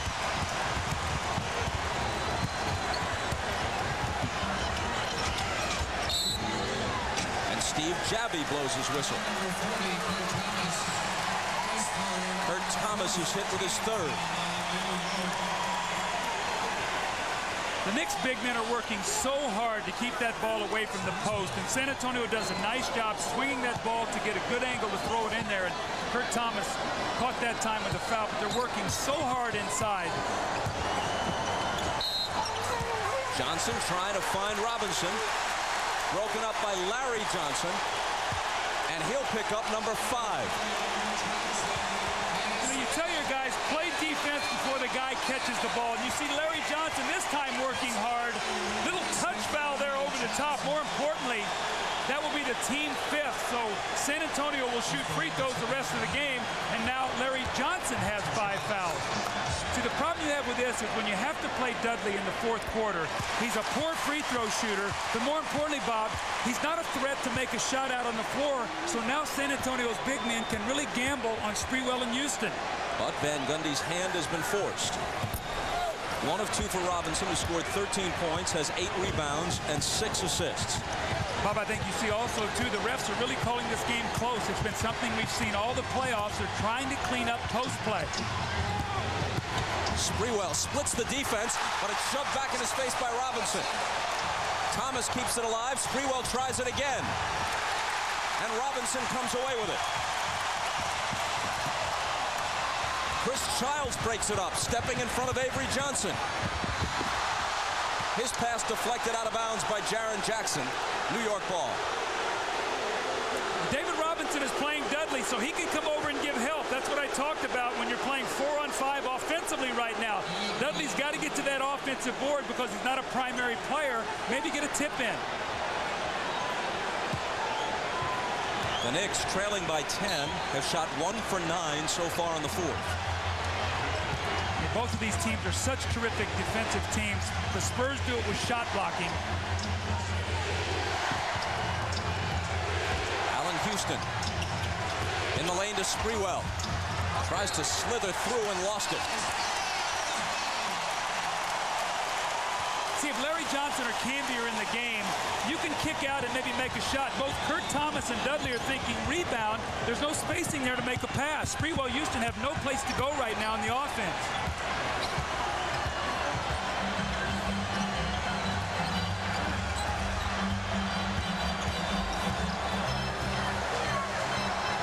Duncan turning on Dudley and scoring.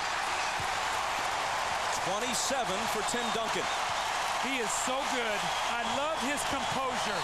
Bob, as I've said many times before, I would never want to play poker against this guy. You wouldn't know what he was holding. Timeout, New York.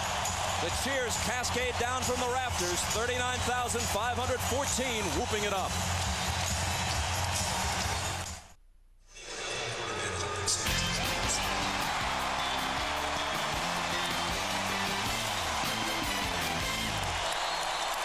San Antonio leads by 12, 5:24 to go. And Bob, what's happened to me in this game is San Antonio got off to a little slow start. New York jumped on them. They were a little rusty. They've gotten their legs, and they've done it by pounding the ball inside, going to their big people who've really softened up the defense and really forced New York to be in terrible foul trouble early in this game.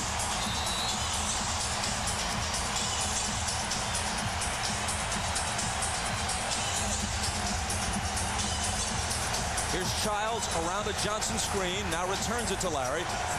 10 on the shot clock. Here's Allen Houston. Robinson comes over and blocks it. Into the hands of Duncan. Avery Johnson on the wing to Mario Elie. Slings it to the corner for Jaren Jackson. And they'll set it back up. Inside 5 minutes to play in the 4th. Duncan. He's got 29. Just no answer. They don't have any size. They've got to go to a smaller team. They've got to have some offense on the floor. But Larry Johnson has got to look for that jump shot, Bob. It looks like he's had a couple threes, and he just hasn't felt comfortable taking them. Spurs by 14, the game's biggest lead.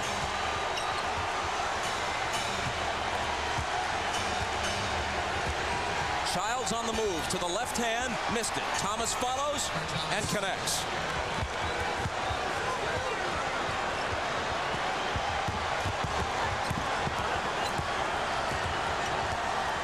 Spurs looking to win their 11th consecutive playoff game. That would tie the record held by the '89 Lakers. Duncan's jumper is short. Rebound is taken by Kurt Thomas. Sprewell penetrates. Just exploding to the hoop, but it rolls off the lip of the rim. Tough break that time by Sprewell. Just, as you said, just speeded to the rim. Just got a tough roll there. Avery Johnson and a whistle. Before the shot, no basket. A reminder, following the game on most of these NBC stations, it's your late local news, then the Tonight Show. For those of you who'd like to continue with coverage of the finals, there's a post-game special on CNBC immediately following the game. I think that'll be with our buddies Bill Walton and Steve Jones, correct? The guys who did a great job covering the Eastern Conference Finals. The snapper and Bill, never short for an opinion or for a disagreement. The team of Jones and Walton on CNBC after the game. Avery Johnson comes up empty. Johnson out, Camby in for the Knicks. Allen Houston trying to make something happen and can't. The rebound to Robinson. Haley's doing a good job. He's really keeping him out of the lane, bumping him and forcing him to take some tough shots. Looks like Allen's getting a little tired.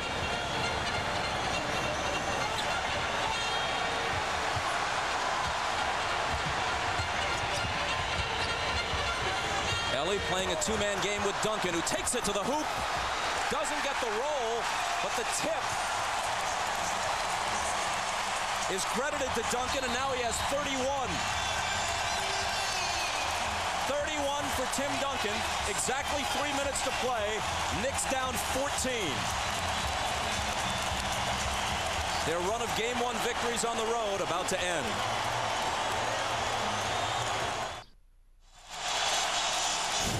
At the start of the game, we talked about the proverbial window of opportunity. At the beginning of the contest, San Antonio tried to physically intimidate their visitors. They forgot that that just energizes the Knicks. New York's early success was a wake-up call for the league's best, but the alarm signaled a clinic in championship-style play led by Tim Duncan and David Robinson.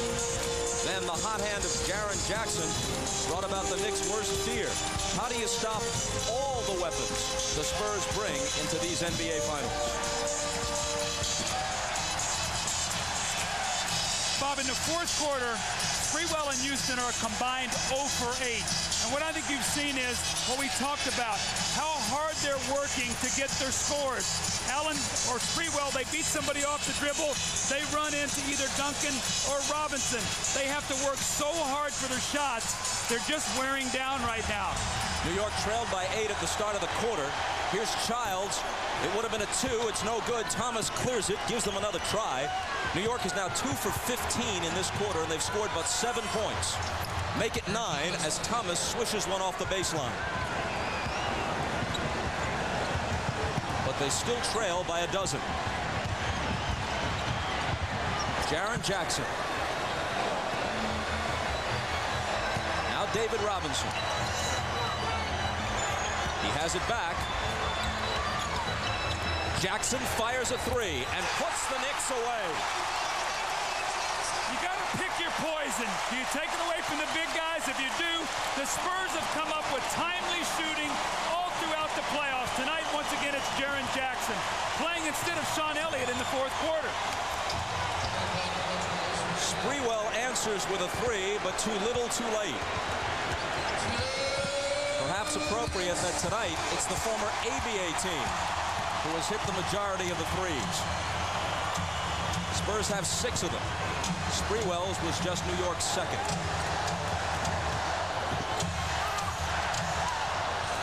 The pass from Jackson for Robinson actually hit the rim. New York claims it. Robinson pokes it away. Duncan with a great save. What hasn't he done tonight?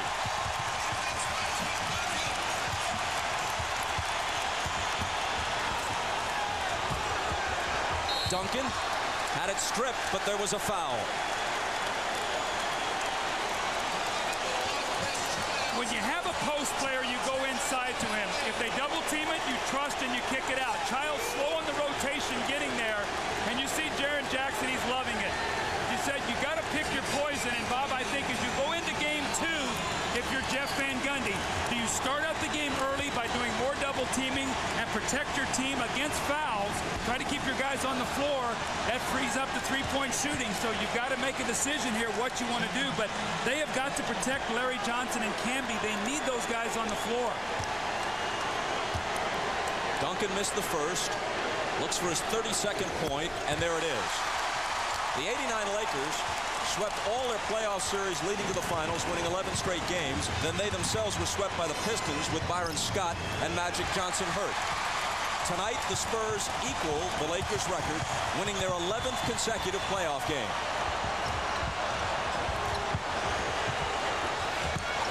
Duncan knocked away, and another trip to the foul line. Another reminder, right after the game, on most of these NBC stations, it's your late local news, then The Tonight Show. But for those of you who want more basketball, switch over to CNBC on cable. There'll be a full post-game report. Isaiah Thomas, Peter Vesey, Hannah Storm, the always enjoyable team of Snapper Jones and Bill Walton, interviews with players and coaches. That's immediately following the game on CNBC.